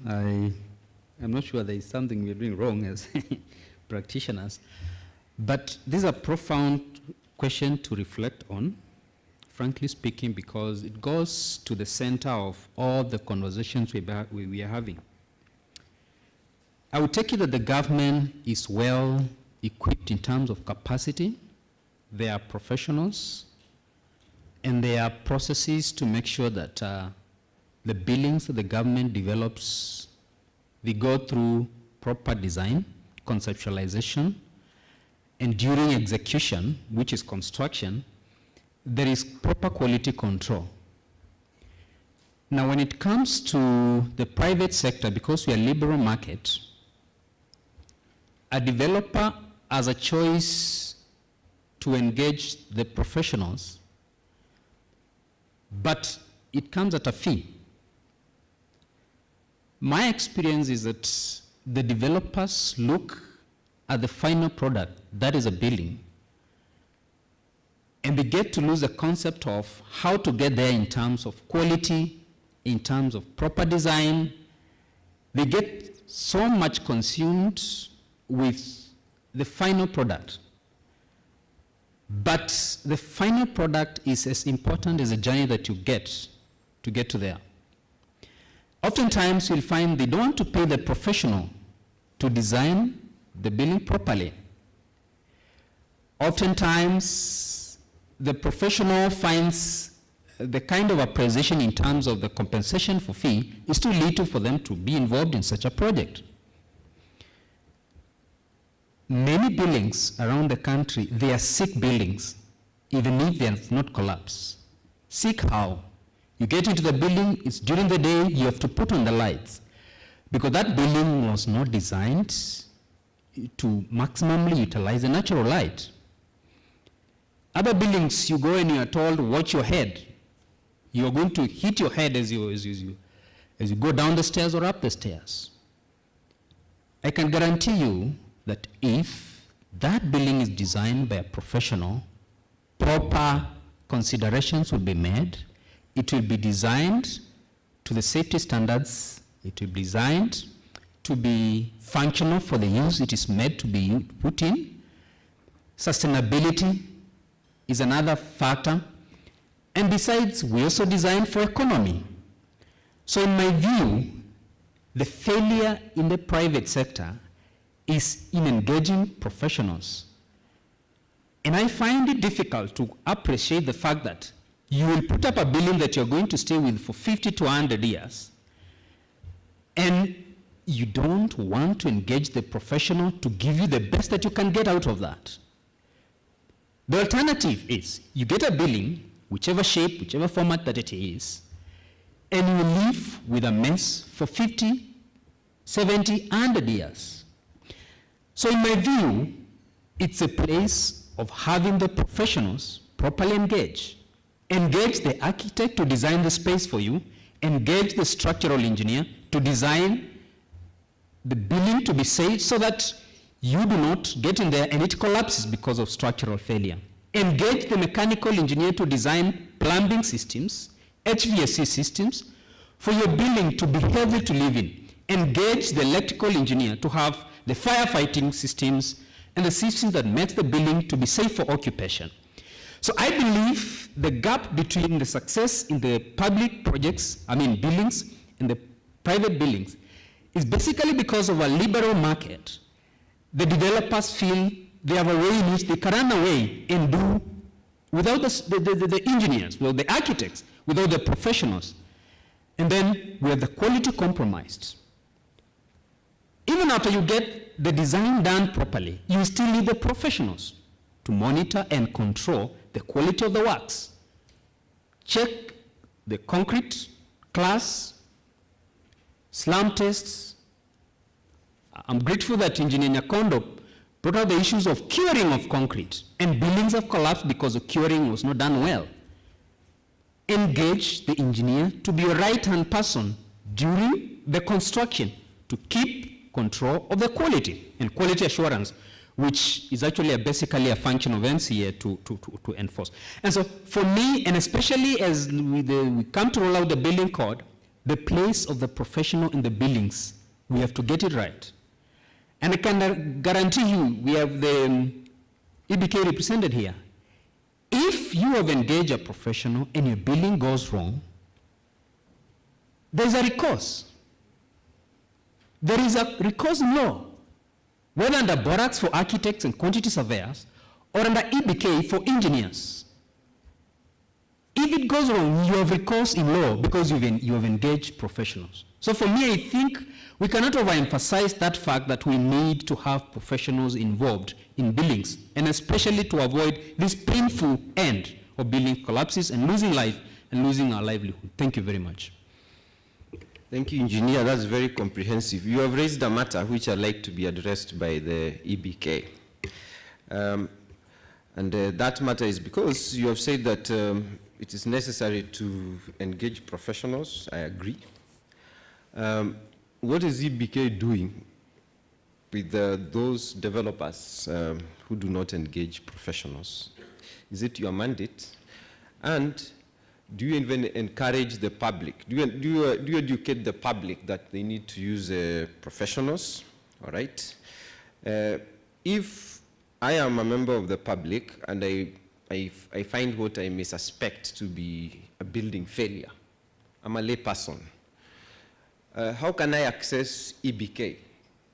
Because I know from the architectural point of view, the building could be ugly, fine, and Professor Rokwaro will address those things of the issues of other failures like sick building syndrome and aesthetics. Immediately you answer. But the structural failure itself, I may suspect as a lay person that there is a structural failure. Are you accessible as an organization? How do you do your enforcement? Because you're supposed to do compliance and enforcement. And these matters have arisen very strongly in the report that they are really not happening. So what is the true picture? EBK. Thank you, Chair. Thank you for the question. One is, as a body mandated to regulate the engineering professional services and the engineering profession as a whole, one, we are in constant engagement with the public. And that is why even in the opening remarks, really thanked NCA for this forum and other fora that come. Because with this, we are engaging with the public in terms of sensitization, all the stakeholders in the industry, of the provisions that are in the Act. And we are accessible because as a government office, we are servants. I'm a public servant. We are there for the sake of the public. Our main aim is for the safety and welfare of the public. That is our business, to protect the public, and the public includes you and me. Because next time someone will design a house, then I'm going to live in as a regulator. So the public is you and me, so we're in constant engagement. And I will make sure that we keep sensitizing the public on provisions of the Engineers Act. Just on my table this Monday, I received a report from the authority about there's a road that subsection of a road. I think it's Kisii Ahero Road that collapsed. That was where last year, March 2020. So the NCA team did the work, and with regard to the provisions of the NCA Act, it's Section 22, I think, they formed a subcommittee to do the investigations. And now it has reached the board last week. The reason why I'm raising this is, one, they need to be a very, and I remember this was asked, was asked by the PS, rather, Major General retired Kihalangwa. He said, how can we collaborate? Because the aspect of collaboration is extremely important in the regulation of this particular industry. You see now, after doing the investigations, now when coming to the board after almost 8 months, now we come in to do our investigations. So one, there is need to have that continuous stakeholder engagement as well as efficient collaboration, because each one of the regulators is well defined by law. As the authority deals with contractors, Borax deals with architects and quantity surveyors, and the engineers board deals with engineers. So there is efficient legal and regulatory framework with that. Right now, there are also ongoing cases. It is just in a few weeks' time we'll be summoning an engineer who actually was involved in a project that collapsed way back in 2018. And what happens, there are provisions for disciplining engineers. Section 53 of the Engineers Act, it states that any member of the public can write a complaint. You write a complaint to the board. And there are whistleblowing platforms. Any member of the public, you can raise a query, you can reach to the board, complaining that so-and-so, an engineer offering services that or not to your expectation. Then the board is going, there are mechanisms that the board is going to use to discipline this particular engineer. For instance, when that happens, the board forms another committee composed of 6 members, 3 consulting engineers that are nominated by the board, 2 consulting engineers nominated by Institution of Engineers of Kenya. This is the welfare arm of the profession, and then a secretariat, who is an ex-official member. The reason why the board deemed it fit is that to give a fair administration in terms of the discipline process, because it's an independent ad hoc committee, an independent committee. So there are provisions in the law where the members of the public can raise, and then the board is going to carry out this investigation. Why is the board particular so much in terms of issues of compliance and enforcement? It is because, let us look at the focus. We are focusing on the Big Four agenda. We are focusing on Vision 2030. And Vision 2030, we are just less than 10 years to come. And it will be possible to achieve this vision if only we do what is right, and we do what is right according to the standards. The executive director, Engineer Akech, said that 35% of the buildings, they are sick buildings. And what Engineer Kiteme says, sick buildings is not just the structural, having structural issues as well. Even a building that has been poorly designed in terms of electrical engineering works, it is possible to have an electrical fault. Right now we are comfortable because the air conditioning system is working. Suppose a mechanical engineer didn't design it well, then we'll have a poor air conditioning system. That's a sick building, and it's a health hazard. So now when we raise our quality, then we are going to reach Vision 2030 extremely well. Why? Because the moment we have buildings, we used to call them resilient buildings. But I want to give another term of these resilient buildings. Let's have generational infrastructure. Generational infrastructure is an infrastructure that is going to go generations and generations and generations to come. And what is it going to take? It is going to pay a price. There is no way that we are going to encourage mediocrity and we expect that we are going to have a generational build infrastructure. So as a board, we are keen to work with the other regulators in the enhancement of inspections. We have a fully fledged Directorate of Compliance and Enforcement, of which I head the directorate, and we are engaging the county government, we are engaging other regulators, for instance, NCA and Borax, so that we work this as a team. And you see, Prof mentioned something important, the issue of planners. Because you find even here in Nairobi, we have buildings coming up all over. But there's an issue of facilities in terms of sewerage, in terms of electricity, in terms of water supply that are not put into consideration. And that is why we need to have that intricate coordination and in terms of planning so that we're able to come up with something that will be for posterity. So as I round up is not only engaging the board, the professionals, but also engage the board. So we encourage members of the public to engage the board so that, everyone else outside there, I'm speaking because as a member of the board, we have everyone calling himself or herself an engineer. And you see, according to the Act, it is unlawful, it's an offense to call yourself an engineer. And even those ones who are calling themselves engineers, putting ENG as a prefix, that one is an offense. Because this person is not qualified to offer professional engineering services, and the public is not able to know that this person is not qualified. And this is the person who is putting our country at risk. Therefore, a person who calls himself an engineer and is not qualified to offer professional engineering services is an enemy of the people. So the board has given a robust framework where we can identify engineers as a public. We have engineers' identity cards. So anyone, the public, and this is on record, anyone who says he or she is an engineer, kindly, the public ask him or her, produce your engineer's identity card. It's issued by the board.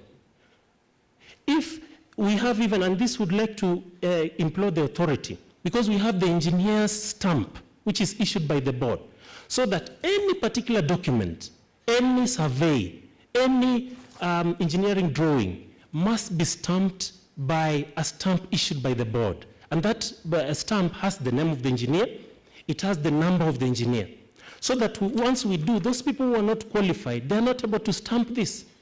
So that when we deal with the issues of authentication of documents, then we get those people who are only registered and licensed to practice, they're able to authenticate the documents. We also have engineers' site instruction booklets, as well as engineers' stickers, project stickers, so that whatever project that you go, this project is being handled by an engineer. So in a nutshell, there are so many provisions in the Act that will protect the public. So we'd like to kindly and humbly implore the public, let us be partners.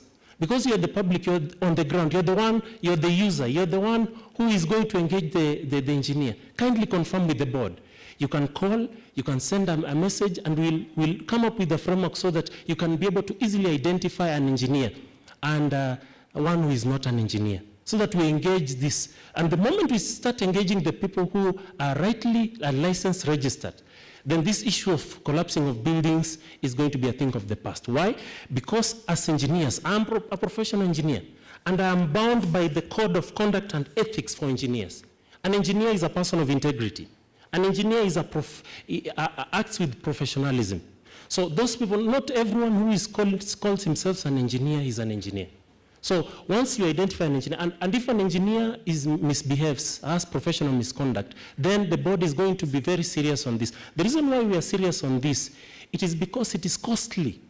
When a building collapses and we have a young child, that young baby would rise up to be a president, would have risen up to be a governor, would have risen up to bring great economic change in our country. So this, we should not entertain the issue of failing of buildings. Let us talk about generational buildings that will stand the test of time. And we can only do that when we employ excellence, professionalism, and integrity, and proper coordination in the field with regard to the regulators. Thank you. Thank you very much for that very comprehensive answer. So it is very clear that engineers are issued with cards. So members, please demand cards from everybody calling himself or herself an engineer. Now, the study identified that one of the major challenges to compliance, or something that contributes to building failure, is and why developers may want to take shortcuts, is because there are too many places you need authority from before you can construct, and the number of bodies have been identified. So the study somehow was recommending that we need a central depository for data, all right? for construction failure. And it even recommended that you need something like a Huduma Center, a one-stop shop for building approvals and compliance and all those kind of things. And I think several best practices were cited for this. Professor Rukwaro, I would like you to comment on that, the issue of fragmentation of the approval process and perhaps the attendant cost that comes with it. And you can also tell us whether the legal framework in this country can support that kind of a recommendation, and what we can do so that we can learn from the best practices. Thank you. Let's start from this point, that construction has a process, and it is registered, it has clear guidelines, so that when we talk about construction process, we are talking about there's a planned plot. So planning must have been done and has been zoned for certain use, and there are regulations going by that. The next thing is the design, where now the consultants come into play to put up what was the intention of the client. The designers have clear guidance. They have been taught, they come and register to be an architect, an engineer, a quantity surveyor, a planner, and the rest. So we have regulations that we have boards, registration boards, that actually ensure whoever does construction or whoever designs for any development is somebody who is a profession, he has ethics, and so on. So when it comes to the next stage of designing, it is very clear who does what. What is the engineering work for a building? What is the architectural work in the building? What is the conserving work in the building? And the rest. Then the next stage is construction. The third stage is construction. We know very well construction has so many parties who are involved, especially when it comes to approval of buildings and the implementation of that development. So in this stage, when we take drawings to the relevant authority or to the relevant agency for approval, we know that we're ensuring quality, and that's the right thing to do. So construction is really an area where it is the implementation stage, where now we have really to look at the enforcement, the compliance, the inspection issues of what is it that the professions had done and that is being done right. Because building collapse at that level. That's where we talk about building collapsing. But it could have started in the design. But this is the point where if the work is done according to the procedures of construction, you don't expect it. Because you expect that you will get a qualified, a registered contractor putting up that building. You expect that all the requirement of approvals of all the type of professional work that goes in that building has been done effectively, and that this has been approved. And now we expect that the inspections are done, people to come and enforce that what is being built is being done properly. That is the local authorities and the other agencies. The last stage is maintenance. Maintenance is an area that we have overlooked. We are very poor in maintenance. Our culture is very poor. Such that a nice building like this, probably given some time, you can start seeing things falling apart slowly. So I think, but we have a law, we have a policy on maintenance, and it is a good policy. I don't know how many people are aware about that policy, the National Maintenance Policy, which we need to really implement at public level and private level buildings. So in other words, we are saying, in terms of process, in terms of actors, the country is very clear, our registrations are very clear.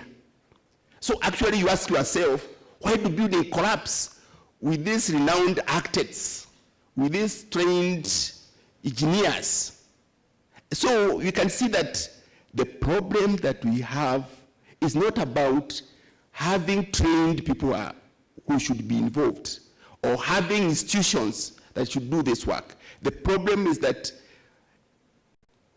we Kenyans are public. We have refused to obey the law, and that is the genesis of whatever is happening there.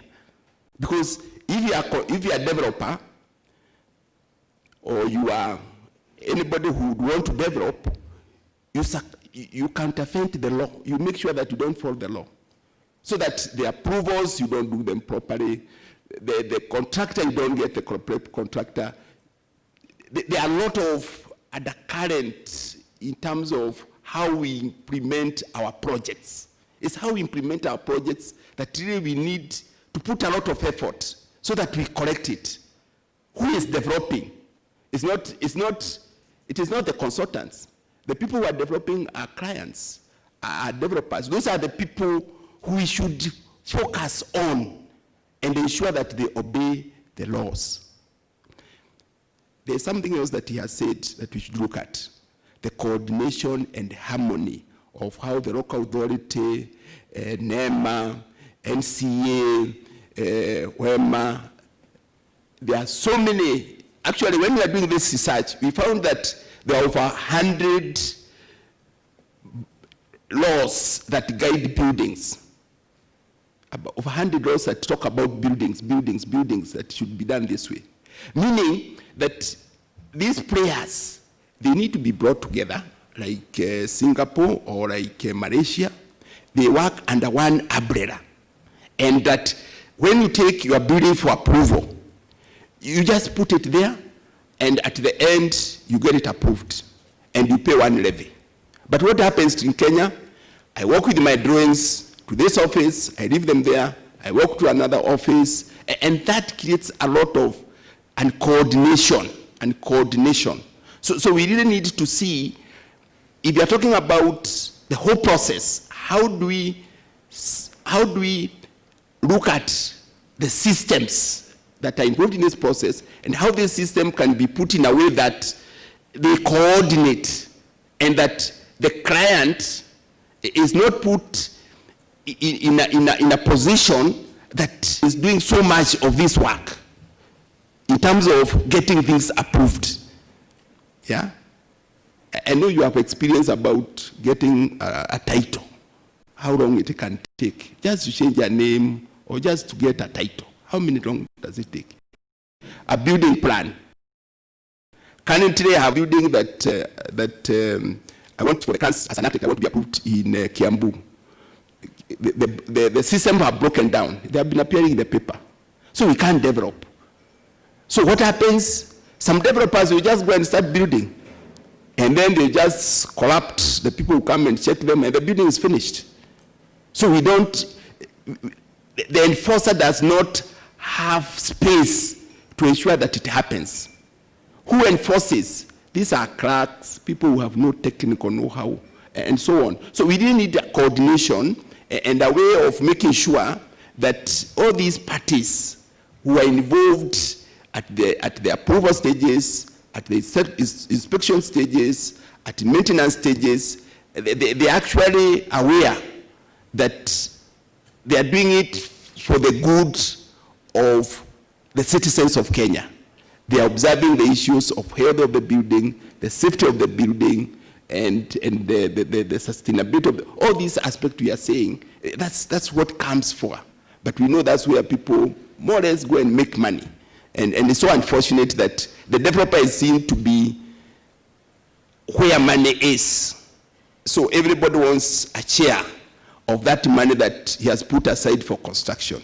And I think, so this research has come out very clearly that we really need to look at the implementation of projects and how best can we coordinate the players for effective realization of the intention of that investment of a client. Thank you. Thank you, Professor.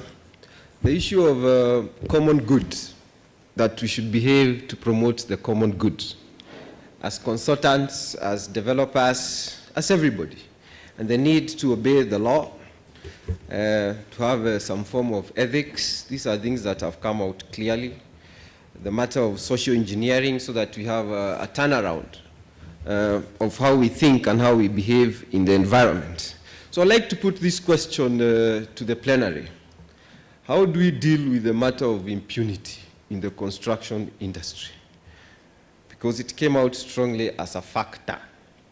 Because the developers may not, they are developing because they want some form of, they want profit. But how do we deal with these matters, the matters of impunity, so that we can behave to promote the common good? The floor is open. Yes, there's a gentleman there. Introduce yourself and.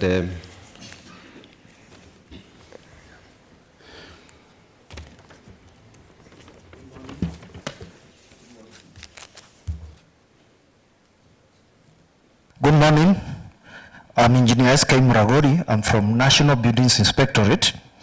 As the research engineer Nyakondo said, from 2015, we had a spate of collapse of buildings in the Eastlands. The President formed the National Building Inspectorate to undertake a comprehensive audit of all buildings, including those under construction, and profile those which do not meet the required standards for habitation, and also demolish those which are unsafe. So we have been undertaking an audit of buildings in the country to identify the dangerous, the unsafe, and the safe buildings. In our audit, the last one which we did in Kisumu, we did about 150 buildings, and over 90% the concrete strength was below class 20. It was between 15 to 20, and some was even below 10. The other issue was most of these developments did not have professionals, as we have been saying. A building collapsed in Thika last year in March. The developer decided to put some parking on ground floor slabs. He removed the load-bearing walls and created a parking, and the beams collapsed because they were not designed as sweep-spanning beams. In Kericho in July, a building collapsed and killed a 6-year-old child. This building collapsed because of what structural engineers say, punching shear. The slab, the column bases failed. So the issue, as Engineer Kitema was saying, why aren't we engaging our professionals? These developers, when they come to you and you do the designs for them, once he gets the approvals, he will not call you back to do your supervision because there's an added cost. And that's why we have Eastlands. East of Eastlands is where you have this sick building structurally. Huruma, the one which you mentioned, 2016, 52 people collapsed. That building was on a riparian reserve, and there were even several of them which we demolished. So it is also a mindset. Are we educating the public that for structural safety, you need a structural, I'm sure even a fourth year can do a punch and shear check, and also other design requirements. So go to Eastlands pipeline. We have the 9, 10 floors structures which are just a time bomb, which can come down in time. Those beams are not done as frames. They just do load-bearing walls with, non-load-bearing walls, 150-inch thick walling. And then the fundi just tells the developer, I've built all these buildings and they're still standing. Why do you want to waste your money with a structural engineer? So the issue is with the public. And that's why you need a lot of public education to change these mentalities. Thank you. Thank you very much for that comment. Professor Masu, and we'll have two more, and we also want to encourage ladies to participate. Thank you. May I say this? It is the regulations which are not enforced. If they are going to be enforced, I don't think whether we are going to have buildings collapsing.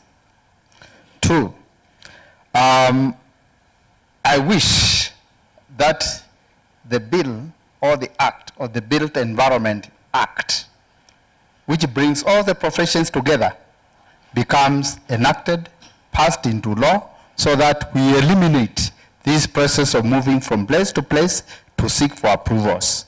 Now, once that has been done, then it becomes easier for the developer to be told that you must provide and we shall come to check whether the people you have enlisted there as the consultants are the ones supervising the work. So we need somebody strong to do the policing, because policing is very important. The other aspect of the problem which I think we need to look at is when you go to the counties, what do you see? These are storied buildings in the counties.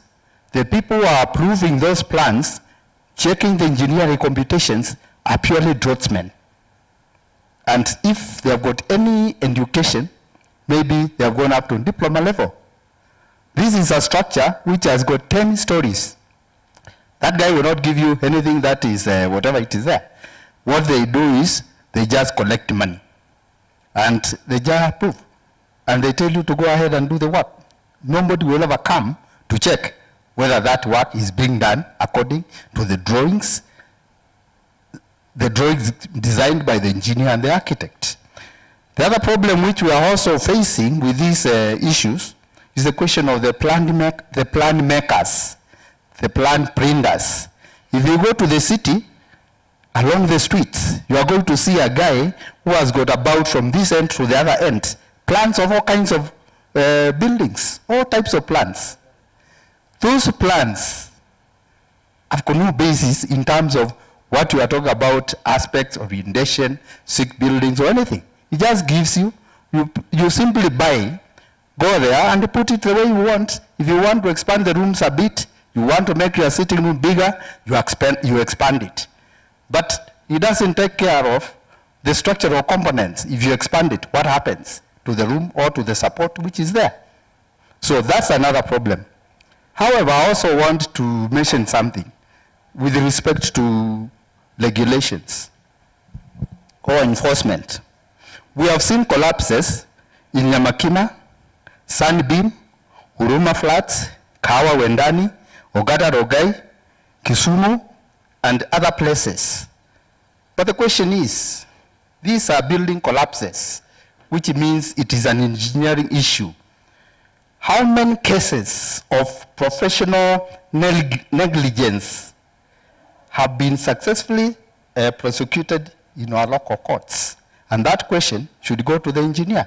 Let him tell us, you are there, you are dealing with these engineers, but some of these collapses are engineers. So how many have been prosecuted, taken to court, and jailed? If that is not the case, we go back, we invoke.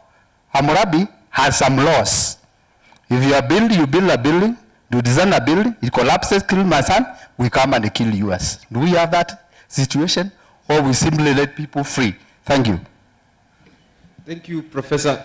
I'll come to you and you. It has been it's very clear that Engineer Okere, you need to respond to Professor Masu's matter, because he has put a lot of emphasis on enforcement. You are the director enforcement. Can you briefly comment on his statement? 2 minutes, please. Thank you, Prof. Thank you for the question. At the board, we deal with the issues of professional negligence and professional misconduct with the seriousness that they deserve. Because professionalism is the cornerstone of development. If we don't act with professionalism and integrity, then as a nation we are lost. You remember very well the case of the Sigiri Bridge, and that matter went to court, and it was dispensed, and the people who are found culpable, there are measures that were taken.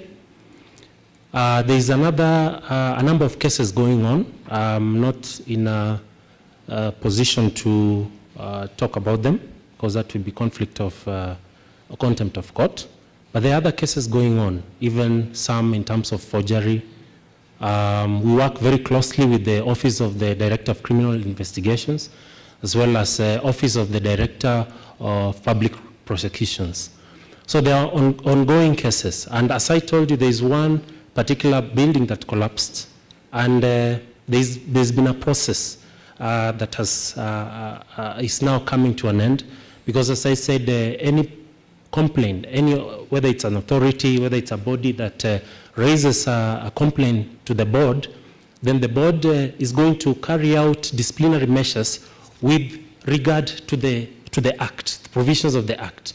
So the formation of the ad hoc committee, which is supposed to take a maximum of 1 month to conduct the investigations. So we conducted the investigation, the report was submitted to the board. Then the board is also, because that's an independent investigation, because the Constitution of Kenya also gives a provision that has to be a fair administration. So that process is coming to an end. The engineer is going to be called by the board, and the board is going to finalize the investigation so that disciplinary measures will be taken against the engineer, which the provisions are there in the act. He may, depending on what is there, the license may be taken and so on and so forth. But what I wanted to say with regard to coordination, because bottom line, the issue of enforcement, it's not one particular body that is going to do it. That is why I'm so particular with the statement made by the PS, Major General retired Kihalangwa. He said that how can we collaborate? That's the question that he posed to the delegates. How can we work together? It is imprudent to go and inspect a project here, and then Engineers Board comes on Monday, NCA comes on Tuesday, NEMA comes on Wednesday, WARMA comes on Thursday, DOSHI comes on Friday. Surely that is not a very effective way of working. Or to put it home now, the same project, Engineers of Board of Kenya comes at 7 o'clock to do the inspection. At 9 o'clock it is NEMA. At lunchtime it is NCA. We are not working efficiently. But we can work smart. How do we work smart? We can coordinate. And how do we coordinate? There are very many ways, either at policy level, whereby, and this has been ongoing, where we've been meeting the three regulatories, authorities we've been meeting, and this discussion needs to go on. I mean, if there's a case now that I'm handling in terms of collapsing of a road section that happened 8 months ago, by the time now I assemble my team, we go to inspect, what will probably have happened by then? It means that the site would already have been cleared, or probably the building or whatever it is has already been developed. But if we coordinate, there is no problem. If I've noted a building or a structure that has failed, I notify my counterpart in NCA. I say, hey, hello, my brother, my sister, now this thing has happened. Let us go. Even we use the same vehicle, EBK vehicle. Or if it is NCA, we use NCA vehicle. That way we are able to leverage on the platform that we have, on the materials that we have, so that when I go there, there are certain things that I'm going to look at an engineer. There is this engineer's manual. This is professional practice guidelines. I'm going to interrogate the engineer and find out whether he has conducted himself according to the Code of Conduct and Ethics for Engineers. I'm going to find out whether, according to the engineer's manual, he has conducted the project to its successful completion, whether he has supervised adequately, whether he has handled the material, the approvals, the drawings. So if there's a way we can work together that way, then we can escalate it now to policy level. And that, as I wonder, you see, COVID has taught us something. And that is why I'm of a different opinion, respectfully, that we don't have to have one body that has control over everything. You know, we have different lanes. Let's stick to our lanes.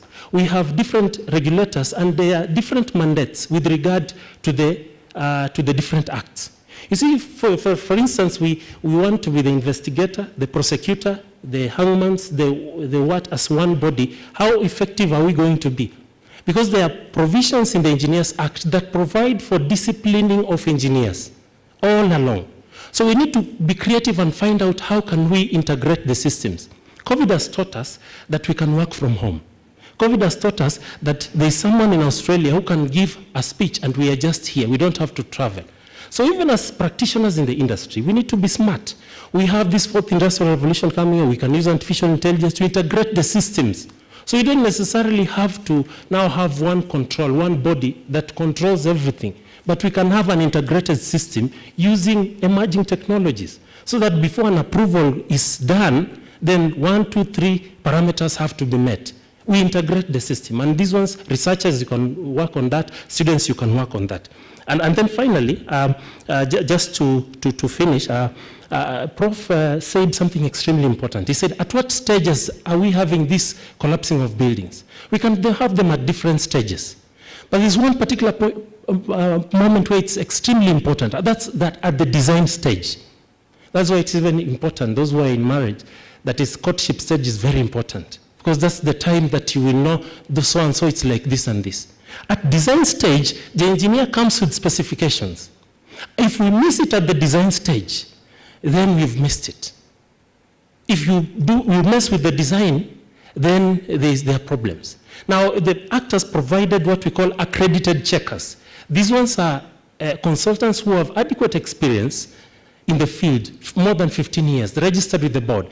They're able to check at the design and then look for loopholes if there is any inadequacy on the design in terms of safety of the design and with regard to the standards which are given. So that by the time the design goes and it is approved, then this one is going to hold water. It's a design that can be used in Singapore, a design that can be used in Australia, a design that can be used in any other place. So let us engage, come with a policy framework where we are engaging accredited checkers to check. Peer review is extremely very important. And then, so in terms of coordination of the whole process of enforcement, you know, I'm glad that the ED is here, Engineer Ketch. And he mentioned I was listening very keenly during his opening remarks, and he said something extremely important. He said that, and I think it's a Ghanaian proverb. He said, if you want to go fast, you go alone. But if you want to go far, then go together. So at this point in time, we need to act with urgency in terms of coordination and working together with the county government, so that when I go to site, I don't leave my brother and my sister NCA and Borax. We go to county governments, we go and work together, and we treat it with urgency. Let us say we need to have every quarter, we have press briefings, joint press briefings. The authority and the boards have said this. They have given a declaration, they have given a direction. Otherwise, we'll come out of this conference with the rapporteurs are writing, they're saying we need to have coordination, we need to have synergy, we need to have harmonization. Very beautiful words. Wonderful on paper, poor in execution. So that is why there has to be an intentional, there has to be a strategic, there has to be a pragmatic way in which our stakeholders, we can work together. The roles are different, but we're working in harmony. Thank you. You want to have a rejoinder?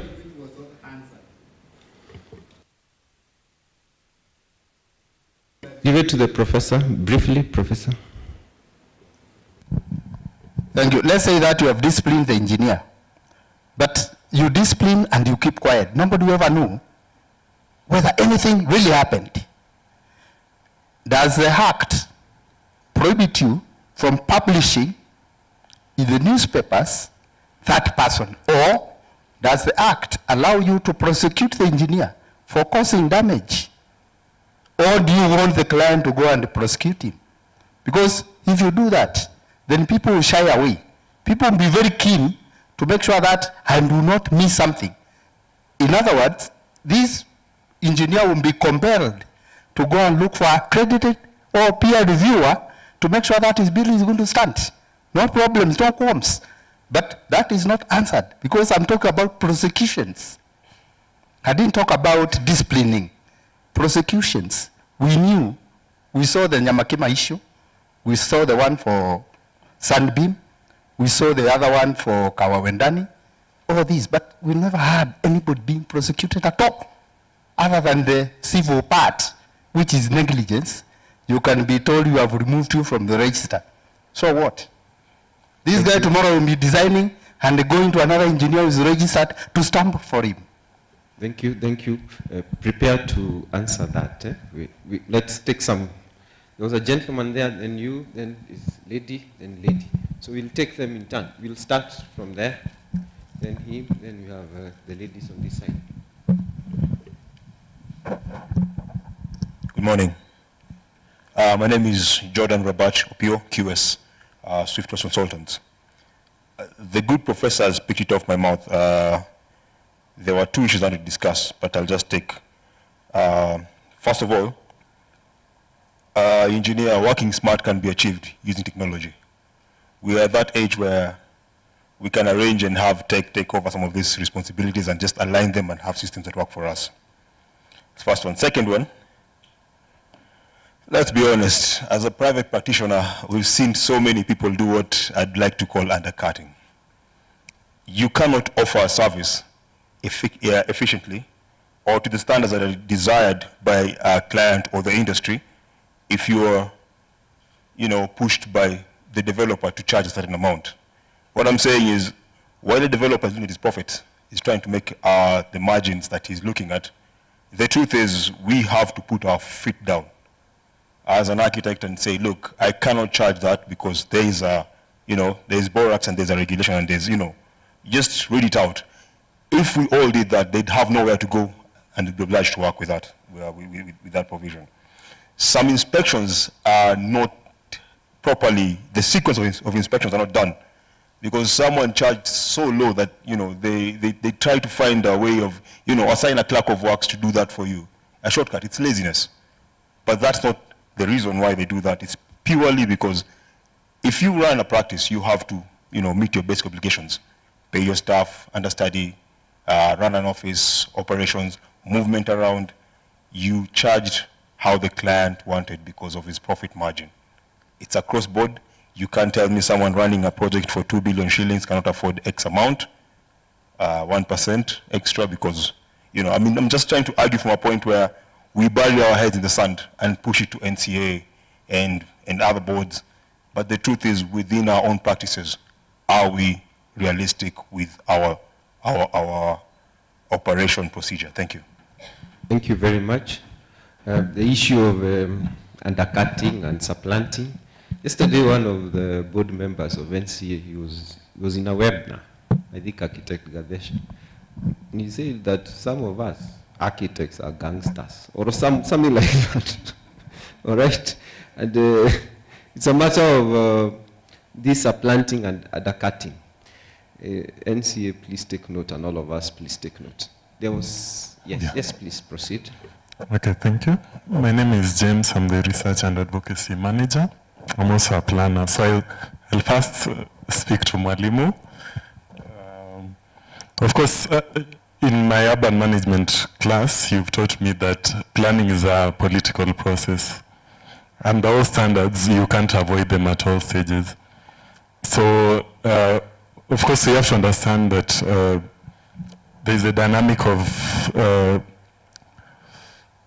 whole issue of building setbacks and the whole zoning policies. We've had scenarios where, as a planner, I'd recommend a plot ratio of 60 to 40%. Why would an architect and engineer accept constructing a building that goes to a plot coverage of 100 to 100? We've had such scenarios, right? So maybe if you could speak to that. Then in terms of solutions, he's spoken at a ground level. We tend to avoid engaging professionals. But a study by AAK showed that people prefer, of course, avoid engaging professionals based on cost, the whole dynamics of cost.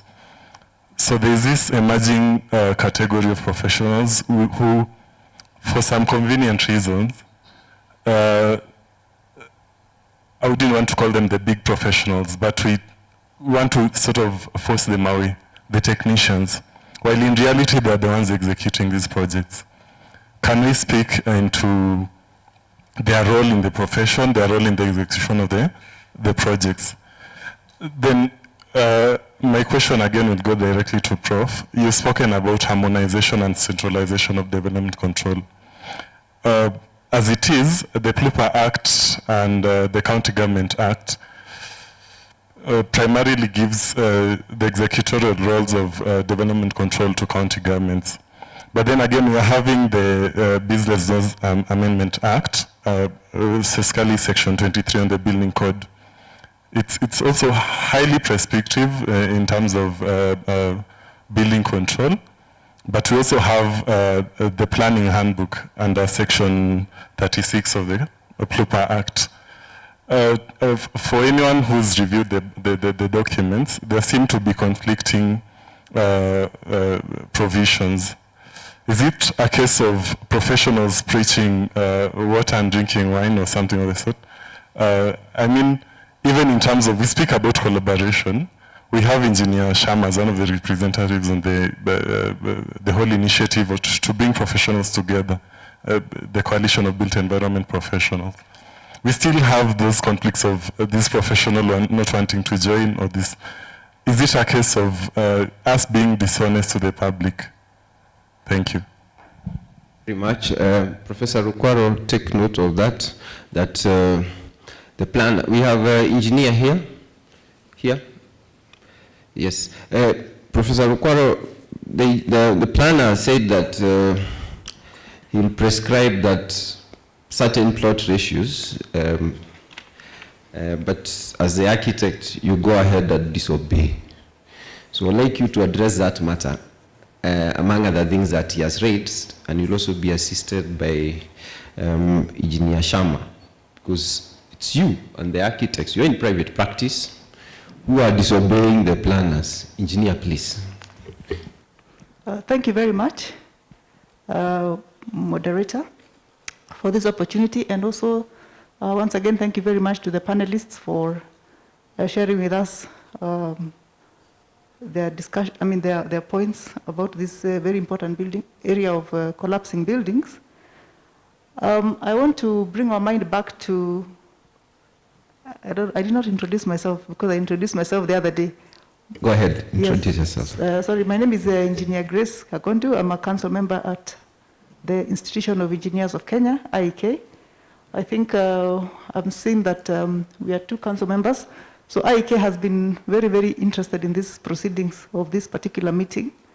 Actually, I was telling a colleague yesterday that where NCA is, you will find IEK. And I hope the converse is also true. Where IEK is, NCA would also be, because we are very closely related in our industry, and our pursuits and objectives are quite correlate very well.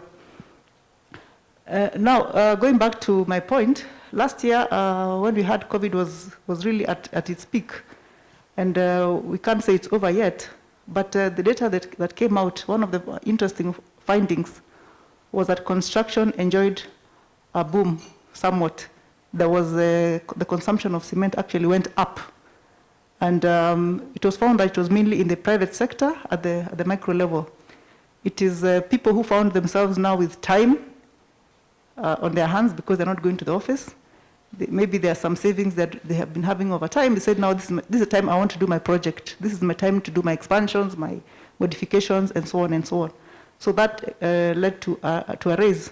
And I want to say that it was interesting that action by the Wanjikos or the common Mananchi actually made a difference. So we should not take for granted the work that is done at that micro level. It actually translates to a lot. And I found that, interestingly enough, there was no correlation in terms of job opportunities for the players in that market. For example, the engineers. I don't think engineers can say that they got more opportunities that time. So that tells us something. These people are not relying on us. We are not being engaged. And that is why we find that even the graduates who are leaving the universities are not getting opportunities to be employed.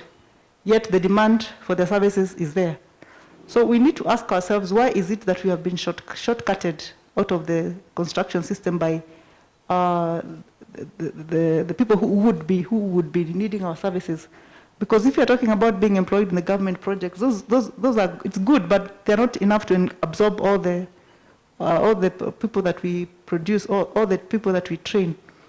So we must find a way of finding opportunities even at that level.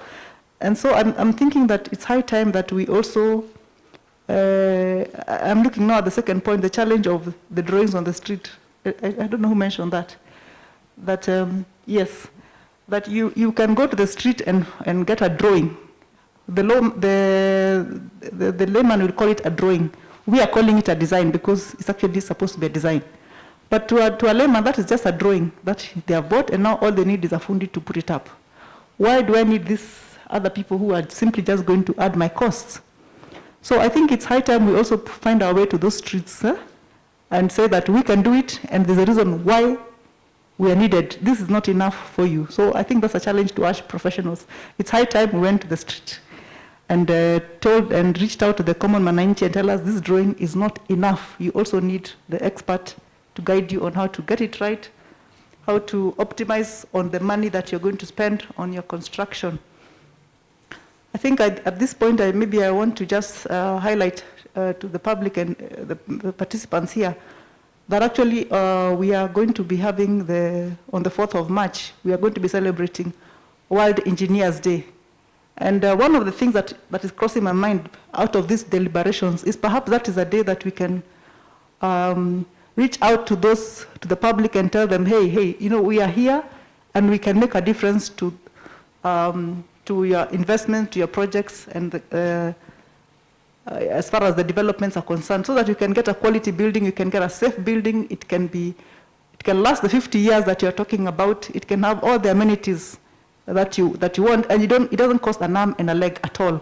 If anything, you will enjoy savings. Actually, I found that most clients do not know that they can actually realize savings by using professionals, as opposed to going to the fundi who is not interested in savings. He's interested in having the building and just having the job going. Yeah, so I think that is something that I want to perhaps highlight in this meeting. And also, as we're still talking about collaboration, somebody talked about the press engagements and the media briefings. I totally support that. As IK, I think we would want to work with NCA and EBK and all the other players, Kenya Green Building Societies, if we can be having that engagement with the public to educate them that you have all to gain and nothing to lose by engaging experts, and also streamlining the process so that the one-stop shop becomes a reality in practice. I think that will take us in the right direction. Thank you very much. Thank you, Engineer Kagondu. So the matter of who has been building and who is being involved in the construction has risen up. You say that your members may not have been consulted or were not involved, so it's really up to you as your professional body to take yourself out there, especially this coming 4th March, like you say. And always remember that you also need to get to the people who are not in the urban areas, because eventually they'll come to the urban areas when they are already formed. So it may become very difficult to inform them at a certain point. So it's good to have this extension even in the rural areas. I'd like one more question from this side, if we have, from a lady. Then we get back. Yes, please. Good morning, and thank you, Architect Daktari, for giving me this opportunity to comment. My name is Nyatichio Mambia, Chief Compliance Officer and Climate Change Coordinator at the National Environment Management Authority. And like the engineer from the EBK, I also come from the Department of Environmental Enforcement and Compliance and Field Operations for NEMA. And the burden when it comes to collapse of buildings has heavily been laid on, I think, quite a number of institutions, but more specifically NCA and NEMA, when these buildings do collapse. I think all the buildings mentioned, with each building that is mentioned, an officer is sent home. More specifically, and the kind of charges that are meted at the courts of law for that particular officer are quite punitive. And therefore, that is why I supported Professor's comments of more stringent and actually a penalty that is commensurate to the act when it comes to the professionals. Because like for the Huruma building,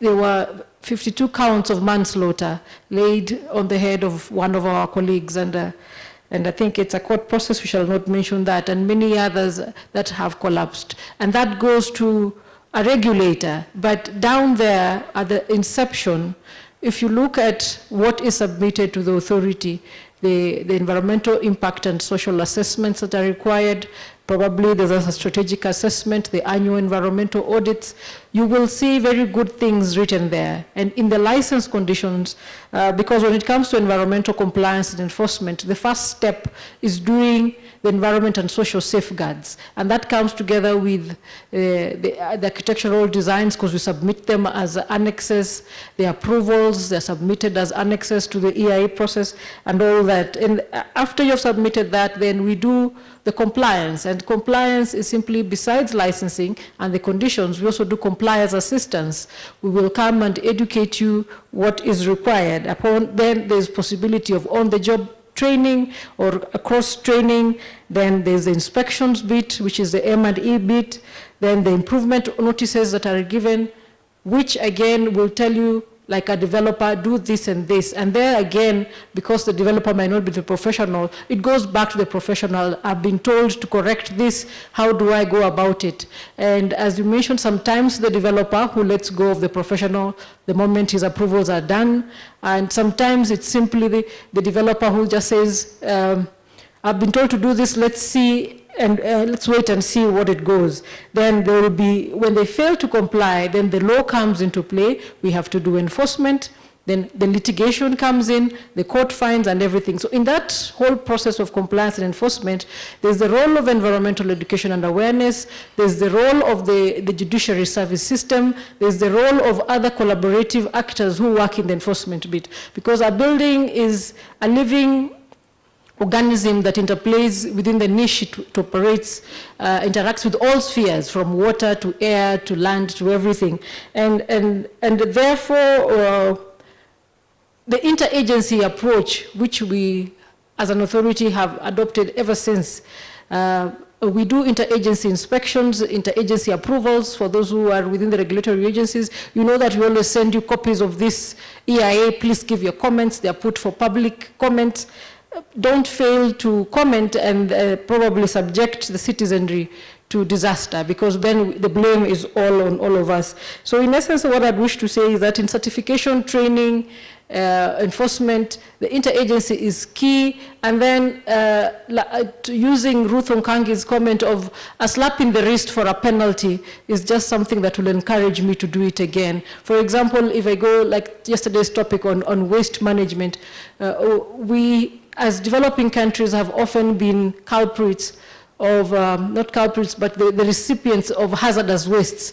Maybe a building was demolished somewhere, and then the hazardous wastes, whatever the components may have been, might have been an industrial site, a nuclear power plant, you never know. Then the waste is dumped upon us. Somebody did that approvals for that to happen. So the interagency is key. The knowledge, awareness, dissemination is key.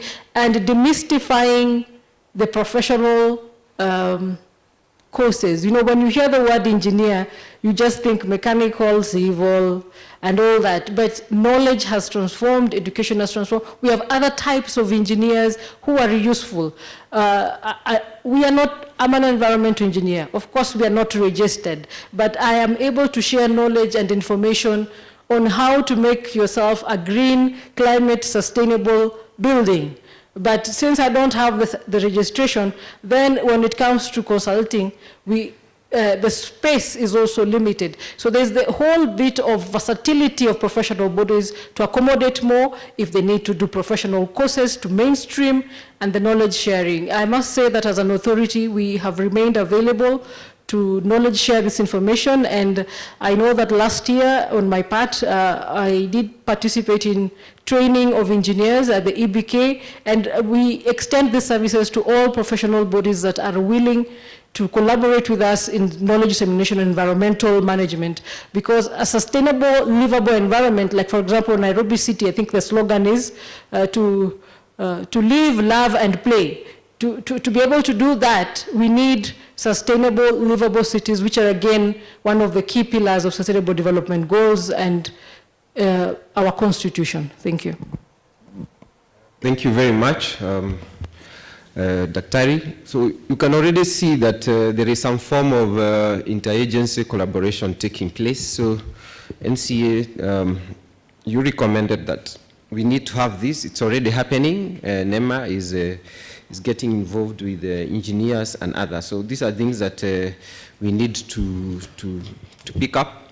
Of course, the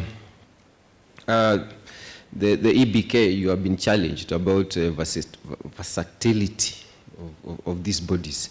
I would like Engineer Sharma to address the matter that was raised by the QS. Impunity and undercutting and supplanting.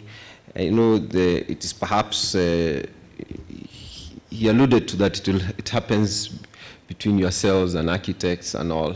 It's also related to the fact that the planner said that we don't design what they require, which is already known. So can you address that matter of professional misconduct, as I may put it, from the professionals generally, not just engineers, from a practitioner's point of view, not from the EBK's point of view? Thank you, Chair, and thank you for those worthwhile contributions. I think they enrich this session, and I'm happy, the GM is very happy that such conversations are emerging from this forum. I mean, I think my fellow practitioner just hit the nail on its head that there's an aspect of the developers not willing to pay the professional. There's the aspect of the professional becoming what the chairman was used somewhere else, that really we have become something else in the process. You can be used to just approve, to sign a drawing to be approved, which was, you didn't participate in the design. And of course, what the planner has also raised, the whole aspect of, are we respecting the space of each other professional? In my view, NCA has a central role in this process for this particular reason. It is at that point the construction begins, the developers come to appreciate something is happening. They want to imagine there's nothing happening when the design is happening. And so they don't want to pay the professional. I know there are guidelines to pay professionals. EBK has scale of fees. I know Borax has some guideline. And I know those guidelines are there. But how are they adopted and assimilated into the thinking processes by the developers? Because who has the cash? It is a developer. They must appreciate the need to compensate the professional for your work to be of sound quality. I personally have had to give a fee, a quotation for the fee, and when the developer cannot take that up, I pull out, for instance. Because really, I'll get involved in the process, I'm burning my fingers, I cannot pay my overheads and stuff like that. So there has to be a sense of discipline coming from us as professionals, that's clear. But, and this I think is critical, why don't we have a system that can be able to not only lead into the approval of the process at NCA, but a process of monitoring construction all the way up to the issuance of certificate of occupation, which in my view, and I could be controversial now, I don't think certificate of occupation should be at the counties. It should be issued by NCA in my view, because it is NCA that knows this project was approved properly, the construction went on well, we can have records on site of the material tests, the concrete cubes crushing was done, slump tests were done, steel was tested. Let that be recorded on site. Every time an inspection officer goes on site, let there be a way they can deposit something in a portal somewhere which indicates to me as a professional involved in that process that the NCA officers are on my site. The QS knows, the architect knows, the engineer knows, the developer knows. And I think that is possible. So then we rule out the possibility of someone just took up the drawings, they were approved somehow, and the next thing we hear, the building is standing, or it collapsed. And then she is asking me, were you responsible for this project? I don't even know. There is certainly a process we can institute to make sure we can follow, there can be monitoring and control of the entire process. And that information can be logged in somewhere. And we can then trace, if in case something happened, the building has collapsed and all that, we're able to trace and track what quality control measures were put in place. You know what I'm saying?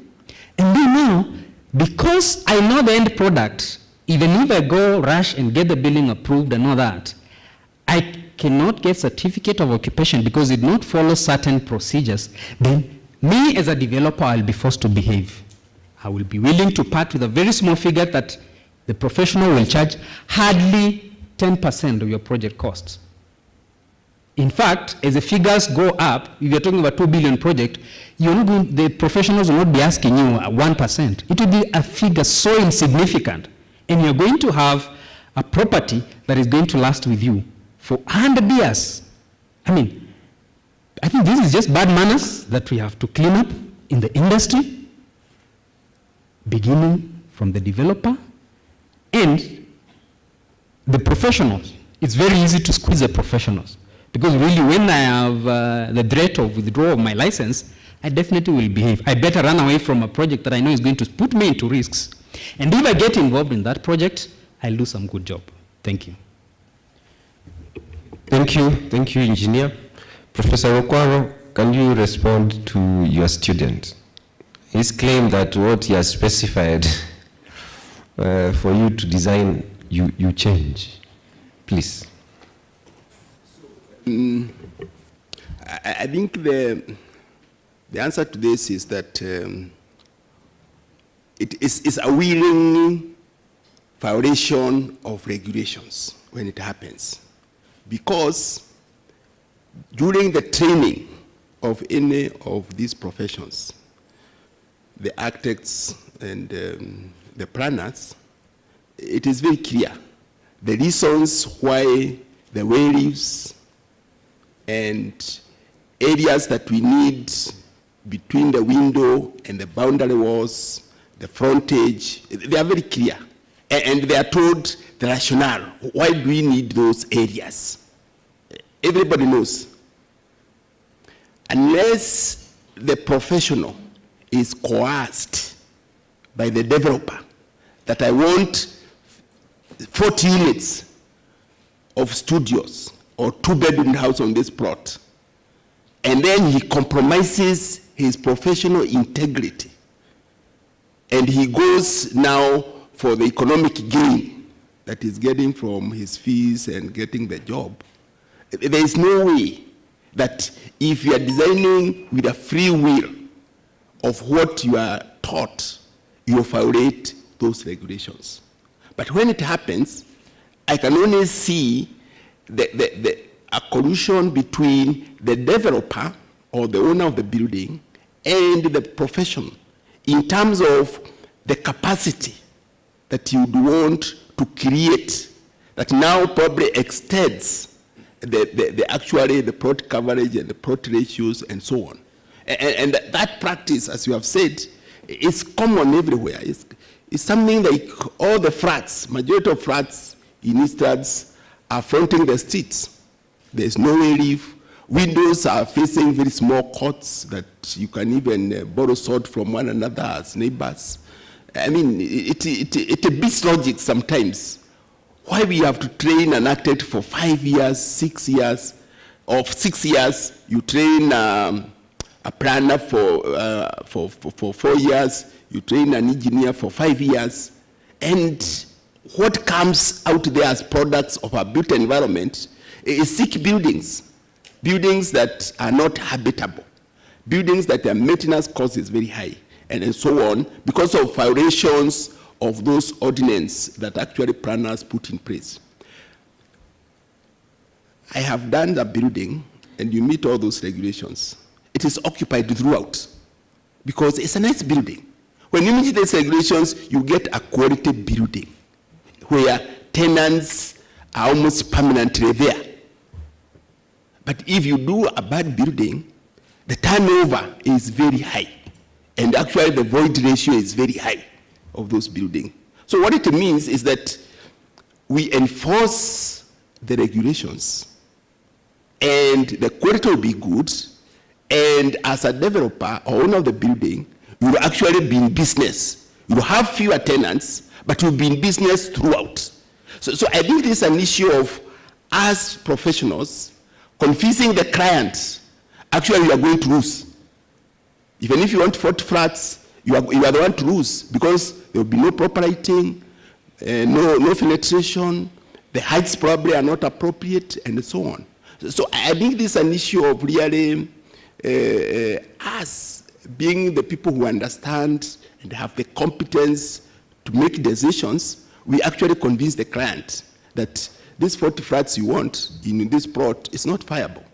Let's go by the regulations as stated by the planners, or as it has been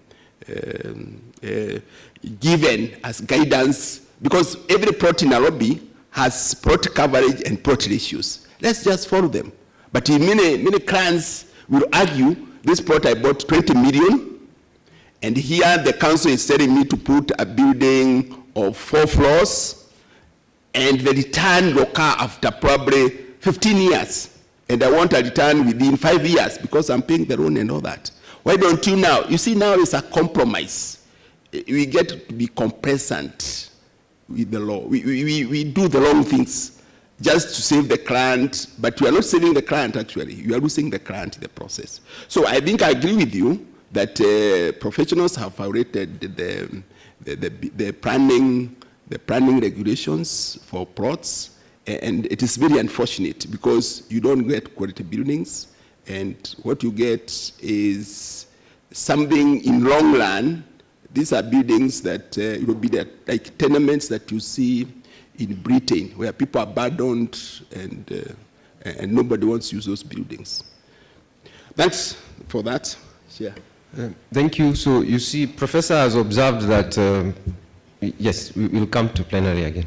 The professor has observed that when the professional does not advise the client properly or the developer properly, and you end up densifying, because that's basically what happens, you lose in the long run. So that advises to be very clear to the public, because you have a very high turnover. So you might think that because you have 20 units instead of the legal 8 or 9, you'll make more money, but actually you lose. And he's calling upon professionals to behave properly. Otherwise, if they don't, then the next thing is enforcement.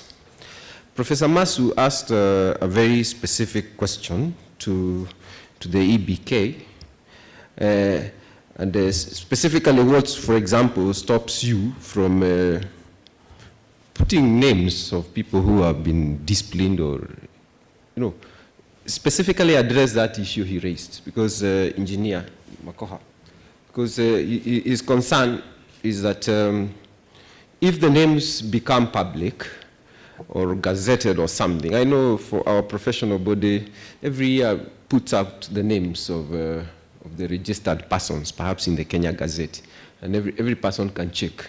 So the people the engineers who are not compliant in some form, what should be done about it, specifically addressing his concerns? Thank you. Thank you, Chair, and thank you, Prof, for the question. There's specific provisions in the Act, and if you allow me to read, it's Section 53 of the Engineers Act that says, where the body is satisfied that any person registered or licensed under this Act has been convicted of an offense under this Act or under any other law punishable by imprisonment, the commission of which, in the opinion of the board, has dishonored him in the public estimation. So there's an offense, there's a specific offense that when convicted under the Act or any other punishable by imprisonment, So it means that if an engineer is engaged in practice, professional negligence or misconduct, then the board is going to conduct investigations. And then that is done, depending on the nature of the case, there are offenses that will be punishable by law, and those particular clauses are in the Act. The board can work, as we say, we work together with the Office of the Directorate of Criminal Investigations, as well as the Director of Public Prosecutions, so that we recommend and then they pick it from there.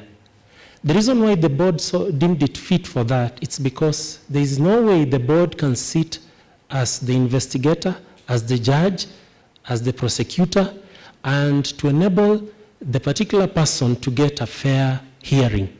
So matters of prosecution are left with those who are competent, that is the Office of the Director of Public Prosecution, and matters of professional regulation and practice are now under the Engineers Board of Kenya. So that is what is happening, and it's important to note, as you have said, Chairman, the Registrar of the Engineers Board of Kenya is mandated under the law to publish in the Kenya Gazette notice by 31st of March every year. So for this year, I want to encourage the public, if you want to know who is registered, who is bona fide, who is licensed by the board, then you check the Gazette notice. On 31st of March this year, then it's going to go to the government printer. Then you're able to see all those engineers who are registered with the board. And we want to work in collaboration with the public, so that the public is aware. If there is any questions or any issues that arise, you are the one to bring it forth to the board, so that the board can take necessary actions. The board is here as a servant to help the public. So that framework is in existence. And we take seriously all the complaints, all the issues that are raised, and I think this we take with the, we accept this, that there is much more to be done, especially dissemination of information. Because there's quite a lot that is taking place, inspections that are taking place, and I think here, at this juncture, I have a request even to the media house that is here, and thank you KBC for gracing this occasion. I'd like us to find a way in which we can engage the public, because in terms of engineering, today we are here, and that's why we'll talk about buildings alone. But engineering is very wide. If we go to water sector, we'll find water engineers. We go to the environment, we'll find so many blue economy engineers are there, agriculture engineers are there. Everywhere we will find them, so that we understand the role of an engineer. And it's very unfortunate, I don't want to go into issues, but I think I saw a clip of one of the nurses saying that engineers are doing this and that. Let me tell you, even that particular nurse, I'll give a rejoinder, and this should be the welfare, because it's the IK which is concerned with the welfare of the engineers. But engineers, the nurse who was speaking, the microphone he was using is designed and made by an engineer. The the facilities which are in the hospital, they are by medical engineers who design those machines, and they service those machines, and they maintain those machines. Because you were saying you can remove a heart and comes out, it's the engineer who sustains that. When we talk about, even the parts of the body, there are some, if someone unfortunately is involved in an accident, then there are prosthetics. That is designed by an engineer. So we need to get this to the public, and I request even the media houses, we can come up with something like a program or a documentary on issues of failure of buildings. That can be a wonderful, what is the cost of non-compliance? What is the cost? What is it costing the economy of these buildings failing? What does it cost? How much does it cost in terms of failing of building in relation to Vision 2030? Those are some of the things that we can be, as the media houses, we can be a voice of reason at such a time as this, especially dealing with these issues, so the public is aware. And especially as we are going to the next 2 years, a lot of politicking and so on, now we can talk about engineering matters and matters of construction that can go a long way in educating the public on the need to use professionalism, on the need for integrity, on the need to actually apply the standards. Just a quick addition to some of the issues that were raised also, if you allow me, Chairman. There's someone that made an issue about fundis. Fundis are extremely important. And I would say they are even like the backbone in the construction. Every person in the project team has a role. It's the same way, those people who watch football and so on, we have this position, that position, goalkeeper, and so not everyone can be a goalkeeper. Not everyone can be an attacker. Not everyone can be a midfielder. So everyone has to do his or her role, the way it has been put, and with regard to the training. An engineer is trained for one to become a professional engineer, it takes not less than 8 years.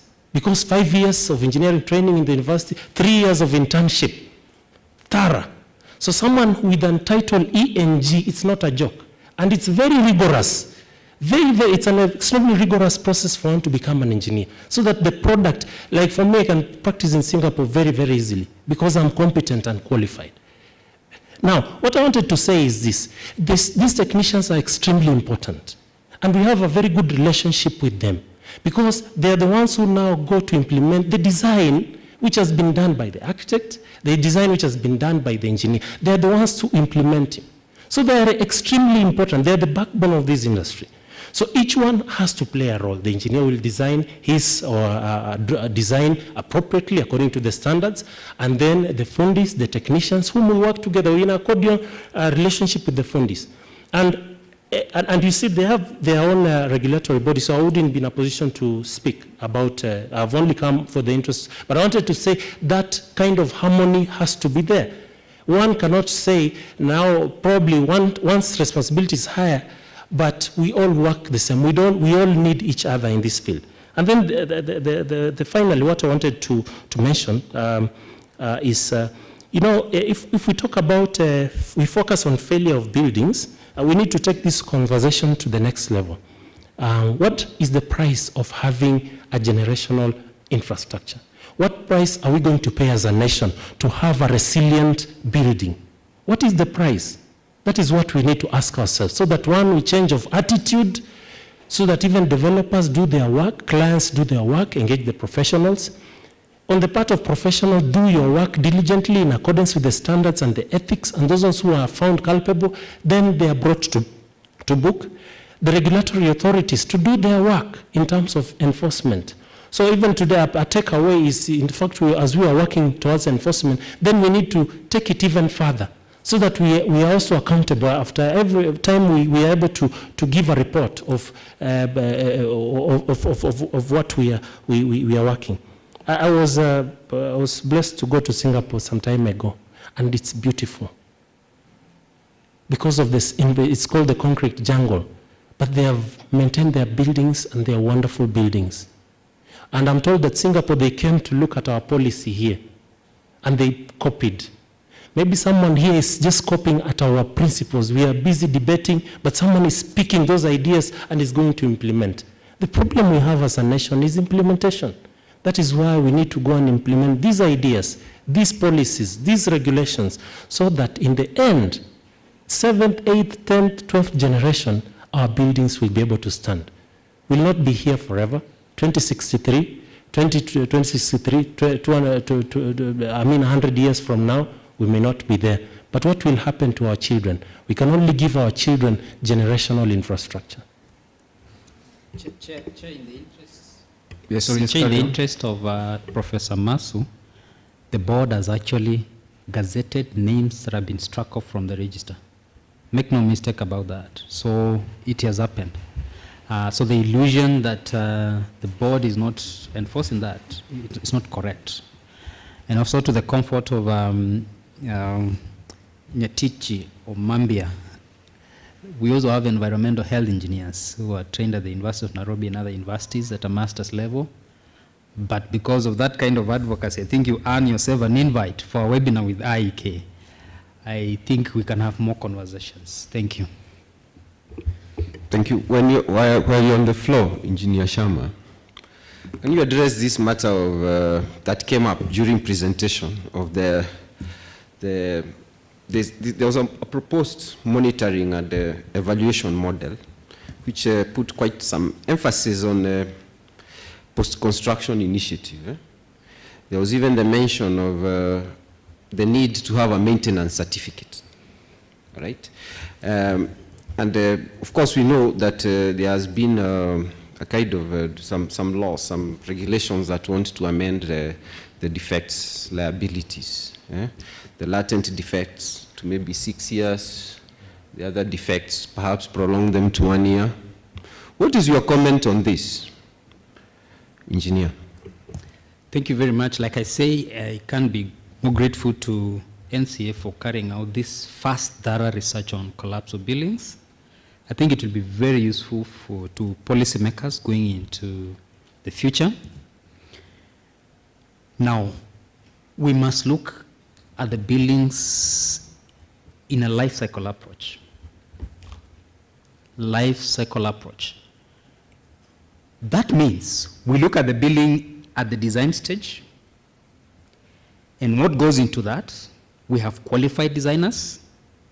We have checkers, like the engineer pointed out. And then the construction stage, we have qualified and approved contractors within the role of NCA now, but also maintenance. As engineers, the codes guide us that we design, and at the design stage we engage qualified professionals for design, and our design should be checked by people with more experience and all that. We also monitor execution so that there is consistency between design, execution, materials, and testing of the materials involved. Then we design a building for particular use. Let that building be used for residential, not for church. For example, if you convert a residential to a church people are singing and dancing. There is going to be vibrations on that building, and probably it was not designed for that, for example. And then that building must be maintained for its entire lifespan, whether 50 years, whether 100 years. Okay? This is where now it becomes very important. Do we have regular audits of the building, regular inspections, and certificates of compliance? The last time I saw a certificate of occupation, I think it is valid for 5 years or something like that, which means I need to renew it after 5 years. So life cycle approach to buildings is going to become very important in terms of that building is consistently monitored, that it is used for the purpose it was meant to be used. And if there is change of use, an approval becomes necessary. Can the building be assessed that it is going to withstand the load that is going to be subjected after there's a change of use, for instance? So in my view, that kind of monitoring and control is going to become very important and very relevant. And then we have to look at the entire cycle holistically, not isolated. So that then we can tell. And I think there's one of the instruments that was being made. Besides the defects liability, there's another instrument that was looking at a national building register. I think that becomes also important. So that then, me as someone who wants to buy a building, there is a register that has details about this building. The land that it is sitting is not grabbed. It was designed properly. It passed all the tests, and I'm going to buy a healthy building. When I'm buying, if today I want to buy a building, do we have such a record that I can refer to? Probably not. Defects, liability clause, and all that, and you also have limitation of actions law, for instance. So that then there is responsibility, professional responsibility for the professionals, and the developers, they also have some responsibility. In the US or Francophone leaning jurisdictions, there is something called centennial liability, where you are tied to that building for 10 years, for instance, post-construction. So it's not a new occurrence. Probably it's just a way of how to go about it, so that then, if I'm held responsible for that building post 10 years, what was my fees? What insurances do I attach to my professional indemnity, for instance, like that? But ultimately, we have to inject discipline in this sector. Because look at the 2.4 billion lost in collapses, 200 lives lost. One life is too many to be lost. You know what I'm saying? So basically, yeah, we must look at that aspect of maintenance, and the continual health of the building, not just at the design stage. Thank you very much. Thank you, engineer. Professor, the report, the study has noted, yes, we'll come to you after Professor has answered this one.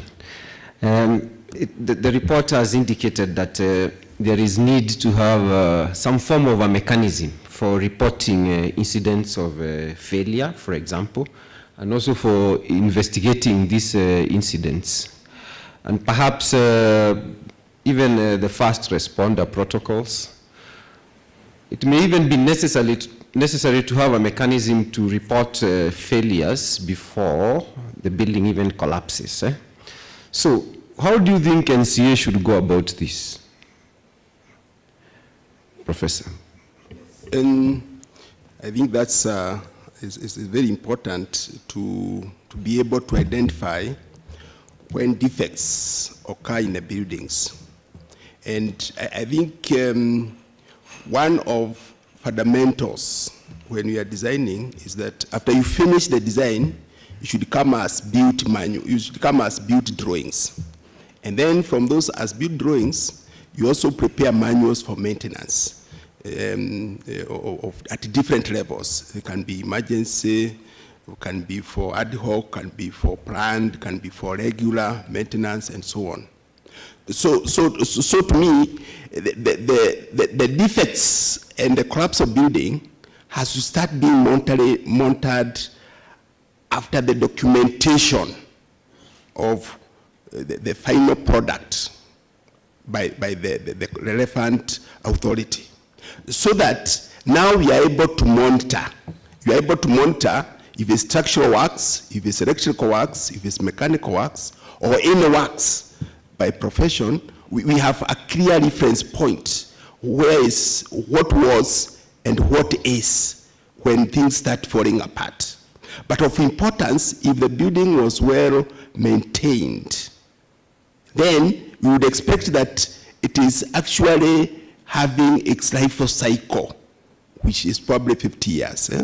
So that maintenance aspect actually ensures the defects and some of the effects that we see in buildings when they are not well maintained is catered for. So the point here is that we can design buildings that can last if they are well planned and proper maintenance is done, proper documentation for buildings after they are done. But if buildings had defects or had failures or errors from the point of design, then those should have been identified during the time of inspection, the time of compliance, the time of enforcement. And that corrective measure would have been put in place so that these things do not have buildings that are collapsing. So in other words, we are saying we be fair out there as we do the practice. We know as professions buildings that will fail. Even laymen say, vile hii nyumba ilijengwa, wakati ilianza ilienda upesi sana. Watu walikuwa wakijenga usiku. Walikuwa wakiona. I mean, already we know, we prepare for disaster. For those buildings that have collapsed, we have known they will collapse. As professions, even as developers, we know they will collapse. But we are overwhelmed by the issue of economic gain. That this building, if I finish, I will start renting and so forth. So we ensure that we don't have the root of quacks. And you can be a professional and be a quack because you are doing the wrong things. Like anybody else who never went to school, you are showing a lot of ignorance of what you learned. So let's remove this ignorance in building. Let's remove the quacks in buildings, and we leave the professionals who can actually regularize any error, may it be structural or even architectural. In the process of construction, we can rectify a lot of things. And that's why we have instructions during the design stages and the implementation stages. We have instructions, meaning that we can rectify those problems if it's the professions who are involved all through. So as my colleague is asking, so for us to monitor the building, we start from the professions, designs, documentation when the building is finished, and then monitor on maintenance. We make sure that the cost in use going by the materials used is repaired on time, and so on. If there are finishes, if there are electrical works, we know it's 25 years, we change them, and so forth. If the building is starting to fail, we call the structural engineer, and they come and do regularization if actually it's noted something is happening. So we can monitor and never have disasters the way we have been talking them. Unfortunately, this building, most of them are failing when they are being constructed. Majority of buildings we discovered were failing when they were being constructed. So you can see where the problem is. Thank you. Thank you, Professor. We've basically come to the tail end of today's conversation, but I'll take a few comments from the plenary. Please make them very brief. The gentleman here has been very eager to say something.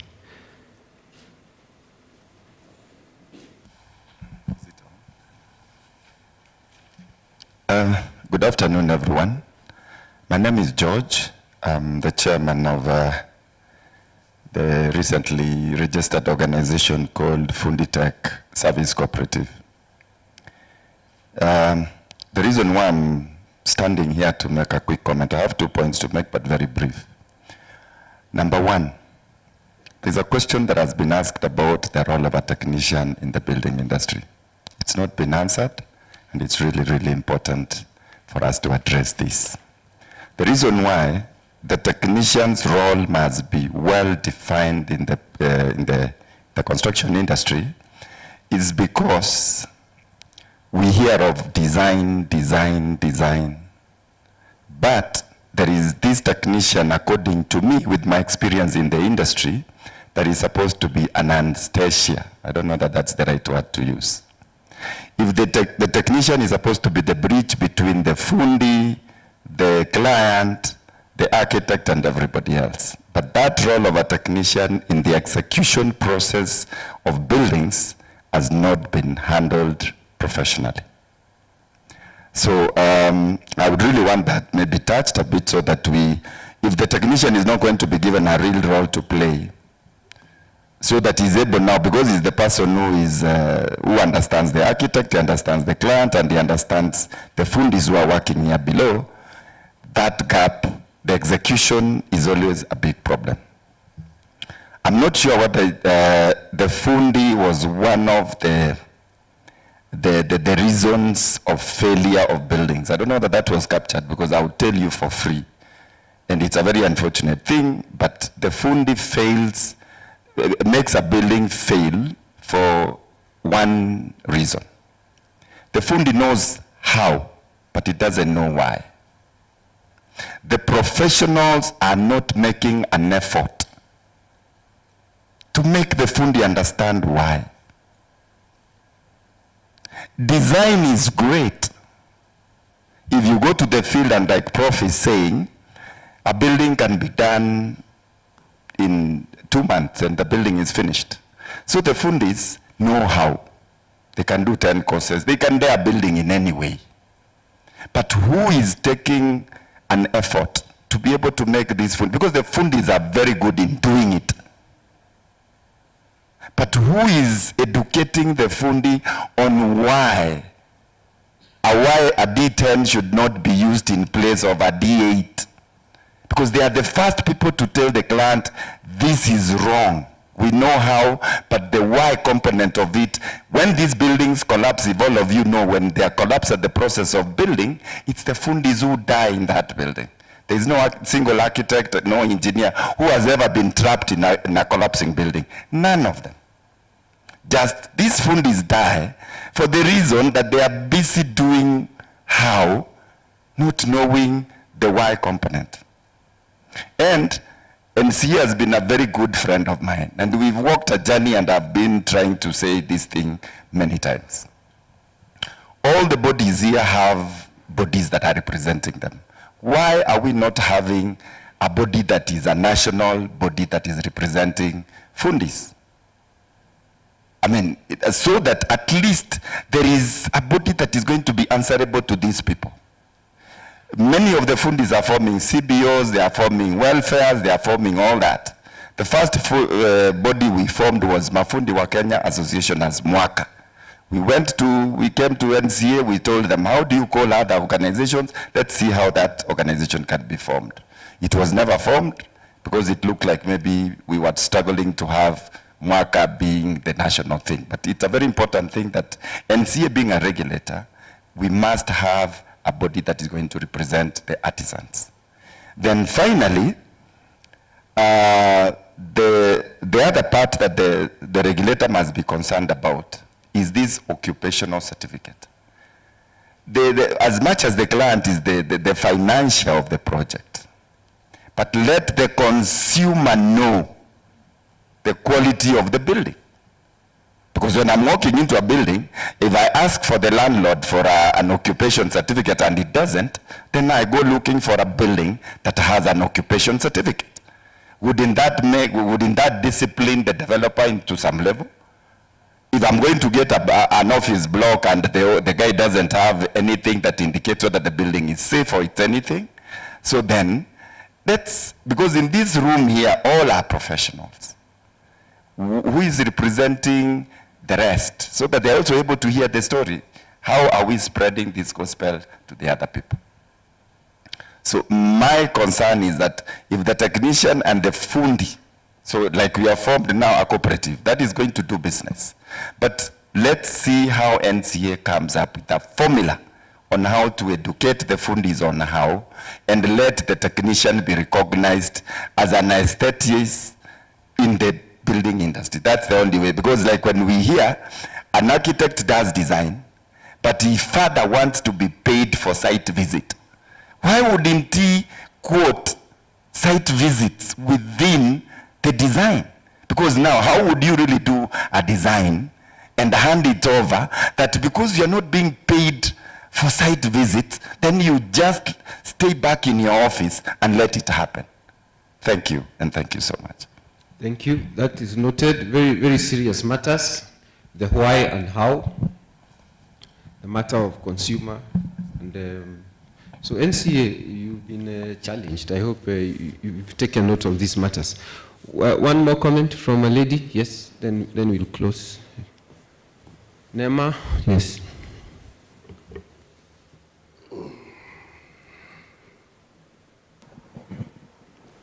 Thank you, Dr. for giving me the floor again. I just wanted to give a comment with regards to urban renewal, and I think you're passionate about that with your institute.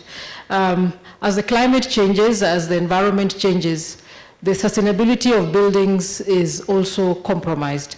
And therefore, I believe that as we design, as we build, I know we are used to buildings staying for very long, but I happen to live in a country where, due to the harsh environmental conditions, and that is China, buildings not more than, at 50 years, they will be pulling them down and putting another. It took us a while as Africans to get used to not using buildings as landmarks, because in the morning you knew there was a building here as your reference point, call it KICC, for us rural dwellers, and tomorrow morning it's gone, it's another one coming up, because buildings have to respond as extreme weather events take place, as earthquakes take place, then the integrity of the building is therefore compromised, and therefore the need for urban renewal in response to climate changes, extreme weather events, and other natural disasters has to be integrated into that, and that's where the role of early warning systems comes into place. Climate forecasting, integrate that into design, and that is possible to do through green architecture, or what we are discussing here of livable cities. And I know that at the global level we have the mayor, the Club of Mayors, or the C40 cities under the climate change initiatives, where city mayors, in our case it will be the governors, who are involved in building and maintaining livable cities from all forms of infrastructure, be it roads, rail, or any form of the built environment that is responsive to climate change. Within the banking sector, increasingly we are seeing banking banks going into green lending. And by green lending, it means that before I can access a loan from whatever banking entity or financial instrument, it's able to respond to sustainable measures for that building to qualify to get that lending. And I know KCB is huge on this. Actually, recently they were accredited as one of the first banks, I think, within our region in Africa by the Green Climate Fund to be able to access resources which you can tap into. So therefore, for design, architecture, building, it has to be responsive to the investment criteria of the Green Climate Fund, which is established under the United Nations Framework Convention on Climate Change. It also has to respond to the impact potential. Is this building a livable or resilient, to use your words, a resilient building that is responsive to as the climate changes, the building gets either hotter, depending on its climatic location, or it will get cooler, and therefore how can we maximize the materials, the cooling, the orientation to ensure that we use less, reduce the carbon footprinting. Speaking of carbon footprinting, I'll also bring an issue which has been raised because I shared this clip to part of our stakeholders, and one of the questions raised with regard to the quality of imported clinker and also the carbon footprint embedded within it, because that then at the material process, as the materials are coming in at procurement stage, they're coming with a huge carbon footprint. How can we minimize that? And that whole concept therefore goes into the whole circular economy of making a livable and sustainable, what you're calling generational built environment. Thank you. Thank you very much. So the issues of context that, Engineer Makoha, so you've been challenged. If they're doing buildings whose lifespan is 40 years, and you are saying intergenerational building, so context is very critical. The issues of green building, matters of finance, that buildings can be sick, and carbon footprinting. So ladies and gentlemen, we have come to the end of today's session. I'm going to ask my colleagues to give their closing remarks in about 1 minute each, and we'll start with Engineer Anthony Okere. Your closing remarks, please. Thank you, Chair. Thank you once again for the opportunity. It's been an honor to be able to interact with you, those who are watching on the various online platforms, as well as through the KBC media. I would like to say three things to reiterate the commitment of the board towards having a safe, efficient, and effective infrastructural systems and processes in Kenya, not only for posterity, but also to be able to move forward as a country, to be able to achieve our vision. That's why we need to remain strong to the vision 2030, Big Four agenda. It is achievable. We are not too late. And one thing I believe as a country, we shouldn't underestimate our potential. We've talked of failure of buildings, but we have another infrastructure that is powerful, and that is the human infrastructure we have in Kenya. Kenyans generally are very ingenious people. If you take a Kenya, you put him in Iceland, you will find he is surviving and thriving. So as a nation, we can change, we can rise up to the to have very resilient infrastructure. The reason why I'm talking about it is because the problem is somehow soft issues of attitude. It's written that righteousness exalts a nation, but sin is a reproach to any nation. I would paraphrase and say excellence exalts the construction industry, the engineering industry, but mediocrity is a reproach. So we should be people of excellence, and we try to put excellent structures. Secondly, as the board is committed, we want to work together with you, with other authorities, like what the authority has done, giving us this, bringing us together. This is a very good opportunity. Let's continue working together with the media, with the public. We are issues of compliance. So just make sure that any document that you get from now, of course, we are going to start issuing the engineer stamps. So we want to kindly implore the public, any document, any engineering drawing, any sketch, any survey, whether it's a visibility study or a report or what, any document, kindly insist it must be signed and certified by a professional registered engineer. And kindly look at the name, look at the signature, look at the number. And in case you have doubts, call the board. Because once we get the right drawings, then we will put all these people who are not qualified. They will have no authority to submit drawings, because that is where we'll be able to know who an engineer is and who an engineer is not.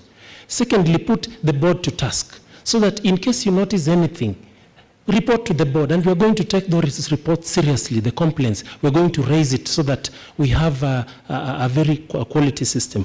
You've also mentioned about the engineer, and some of them, as the engineer, the board is also committed to continuous professional development. We are alive to the current trends. And you see, we mentioned about monitoring.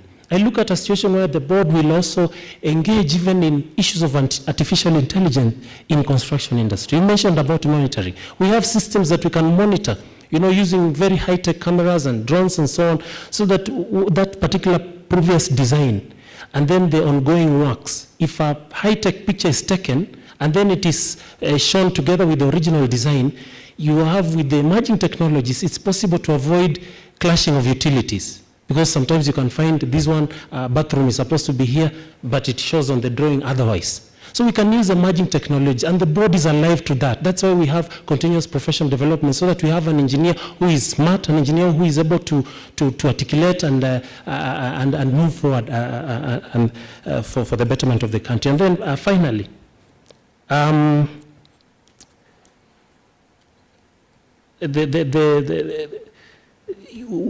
are at a moment in our lives as a country where we have to make a decision. Just to reiterate what I said, that we have to choose excellence. And we have, next time when we come 10 years from now, let's not be talking about failure of buildings. Let other nations like Singapore and whatever, they come to see that we have really moved well and we have done well. 10 years from now, after this, let us come and let other nations come to take us as an example. And that will only happen if we work together, we speak with one voice, we consult each other, and we work towards the betterment of the person of Kenya, of the Republic of Kenya. And thank you so much. Thank you, Engineer. Engineer Sharma, half a minute. We are about 10 minutes past time, please. Thank you very much. I really want to begin by appreciating NCA for this forum and the research itself, and say that we don't lack laws, we don't lack structures, but we fail at enforcement. I was happy to hear Engineer Muraguri point out also they were looking at some of the billing through the Executive Order number 1 of 2018, where about 15,673 buildings were inspected, and out of those, only 16% were found safe. Now, the ED pointed out that the probability of a building failing in this country is 35%. That's significant. So, my requests to the industry and to the players, let's begin looking at a life cycle approach to buildings. Let's do proper design, geotechnical investigations done to determine soil-bearing pressure. Let us have the processes of quality control during construction, do cube crush tests, slump tests, all those things, so that you can make sure that the quality of concrete that you're going to get in that building is correct. That is a construction stage. At the maintenance stage, let us maintain the buildings. Let us make sure we have healthy buildings. What I know as an engineer, we will continue to design buildings, and we will make sure that those who design the buildings are qualified to do that. We will institute measures for having the checks for the design so that they are done correctly. It's our duty to make sure there's consistency between the design, the materials used, the execution process, and the testing and inspection plan of the materials. That one I can guarantee you as engineers we're able to carry that. But involve us. And we have the capacity to make sure proper quality control is done during the construction. But most importantly, let developers make sure buildings are used for the purpose they were designed for. And lastly, the buildings, let them be properly maintained. And it is possible to completely eliminate the whole issue of building collapses, because it is basically a failure from our side as a society. Thank you very much. Professor Rukwaro, please, half a minute. Yes, I think you have listened, and the gospel can be spread now.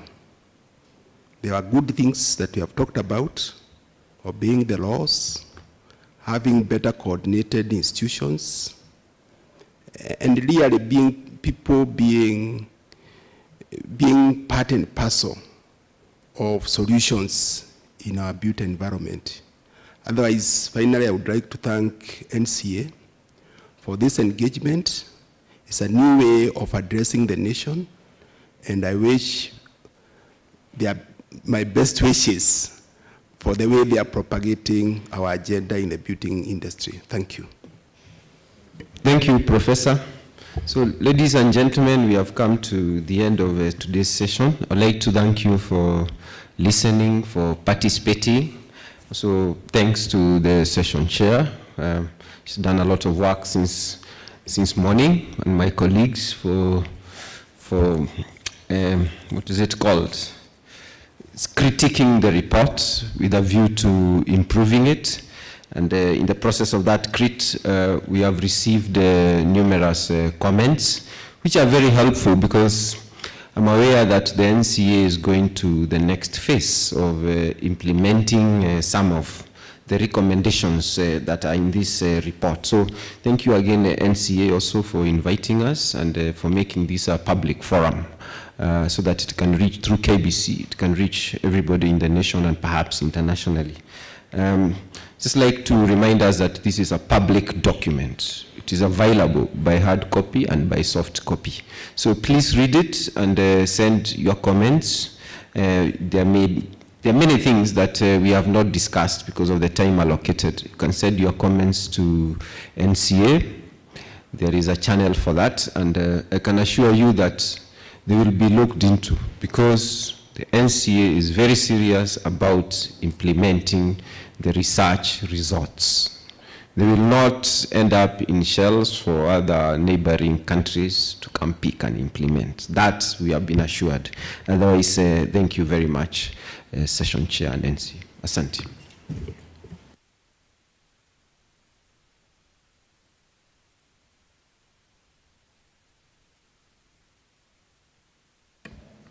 Thank you very much to our panel, Professor Rukwaro, Engineer Okera, Engineer Shama, and of course, Dr. Mugwima. Let's give them a big round of applause, kindly. And we're grateful to you, Dr. Mugwima. I love the faith that you have in us. We will absolutely be implementing whichever findings that we have discussed here today. So thank you so much. I think we've spoken at length about everything. To reiterate what Dr. has said, the hard copy document is available. As you're leaving, in case you don't have a copy for yourself, kindly pick it up. It's just at the registration table.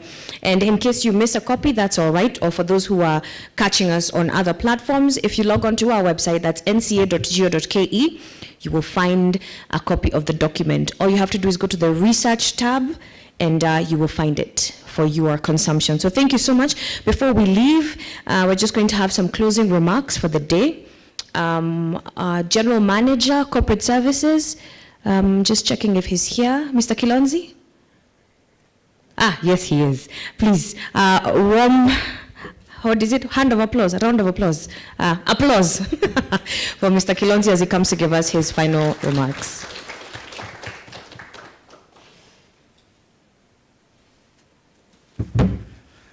Thank you so much, Kui. I think we are coming to the end of today's session. It has been a wonderful session. I was not able to be here when it was starting, but I came on board when the panelists were already on the stage, and I think I've benefited quite a lot from the discussions that I've been able to join and benefit from. So I think my role is basically to give a few closing remarks in relation to the discussions that we have had from the morning. Let me take this opportunity, first and foremost, to appreciate all the participants who have joined us physically here and also virtually through the various platforms that we've been able to stream the discussion that we've been having. And also thank the panelists for the good job that they have done, for sparing their time to come and join us and actually share their knowledge and their expertise in different fields. So as an authority, we appreciate you for that time that you have accorded to us. We have been in this discussion, I think, from Monday when you started the forums, basically to disseminate what the authority has been able to do in the area of research. I think we started on Monday, we had a Tuesday, and yesterday, and then today being the fourth day. We have discussed various topics from the time we started. We have discussed about the failures today, which was the main discussion. We had the involvement of the MSE, micro, small and medium enterprises in the construction industry, in line with the government agenda of the Big Four, which has a pillar on manufacturing. Yesterday, there was a discussion on waste management, and I think it has been alluded to by the representative from NEMA, how helpful it has been in our discussion. And I think one of the clarion call is that the discussion that you have had, they have been quite enlightening. We have learned a lot as an authority, and as the chair of today's chair said, we'll take all those suggestions and all those comments on board moving forward. And from the discussion that we have had today, I think the presentation that was made by Engineer Nyakondo, we're able to learn what are some of these causes that have led to buildings to fail or maybe to collapse. And one of the things that came out is that it's like it cannot be singled out to one person. I think it cuts across the value chain, the whole construction value chain. And all of us as developers, as professionals, as regulators, and even more so as a general public, we have a role to play to ensure that we address this issue of collapse of buildings. So I think that's something that came out. And then we also need to learn from some of those mistakes that have been done, and they have led to collapse of buildings. And it's actually painful when you see some of those structures coming down. We lose lives, and we also lose livelihoods. Some of them being lifetime investments by some of the developers. It's actually painful. So I think we need to do all that we can do to forestall such occurrences as an authority and even as a public. And I think one of the rallying call across the presentation from the panelists and also from the plenary is that we can only do so much if we work alone. So there was a rallying call for us to collaborate in whatever we do. And I think that's something that we need to take up and run with it to ensure that across during the project design, the implementation, and also the maintenance, all of us are working together to ensure that we deliver on the product that is supposed to be delivered. And I think we had some of the best practices across the developed countries being shared with us. I think there were examples that were cited for Malaysia, Singapore, Canada, UK. So I think we need to learn from that. And as the order goes, that we don't need to reinvent the wheel. If it was designed to be round, we don't need to try a square one and see whether it will work. If it has been tried somewhere else, it's something that we can borrow and be able to implement. So I think, as I've said in the discussion, it's evident that all of us have a role to play as individuals to ensure that the country, and even as individuals, we get the maximum benefit from these investments in that we do in terms of construction. So I just want to close with a quote from one of the presidents of US. I think yesterday we saw the transition of power in US. So I just want to close with one of the quote from one of the presidents. It's a call to action for all of us as we leave this place, as we wind up today's session, looking forward to tomorrow. Abraham Lincoln said that when I do good, I feel good. When I do bad, I feel bad. And that's my religion. So it's a call unto all of us to do good. Because when you do good, you feel good. When you do bad, you feel bad. So let's go with that as our clarion call and ensure that you do what you're supposed to do as a developer, as a regulator, as the general public, and even as a professional. With those few remarks, Mungu awabariki na muende salama. Thank you. Back to you, Koi.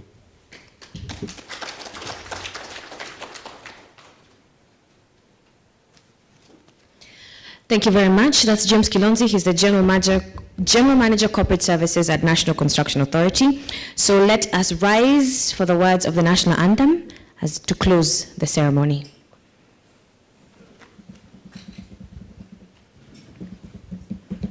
We did Kiswahili in the morning, maybe we can do English today, yeah, in the afternoon. And would anyone like to come and lead us? Anyone who's in the choir, their church?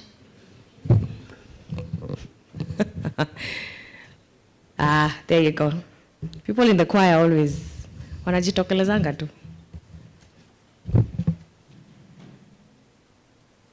Oh God of all creation. Let's go. Oh God of all creation, bless this our land and nation. Justice be our shield and defender. May we dwell in unity, peace and liberty. Plenty be found within our borders.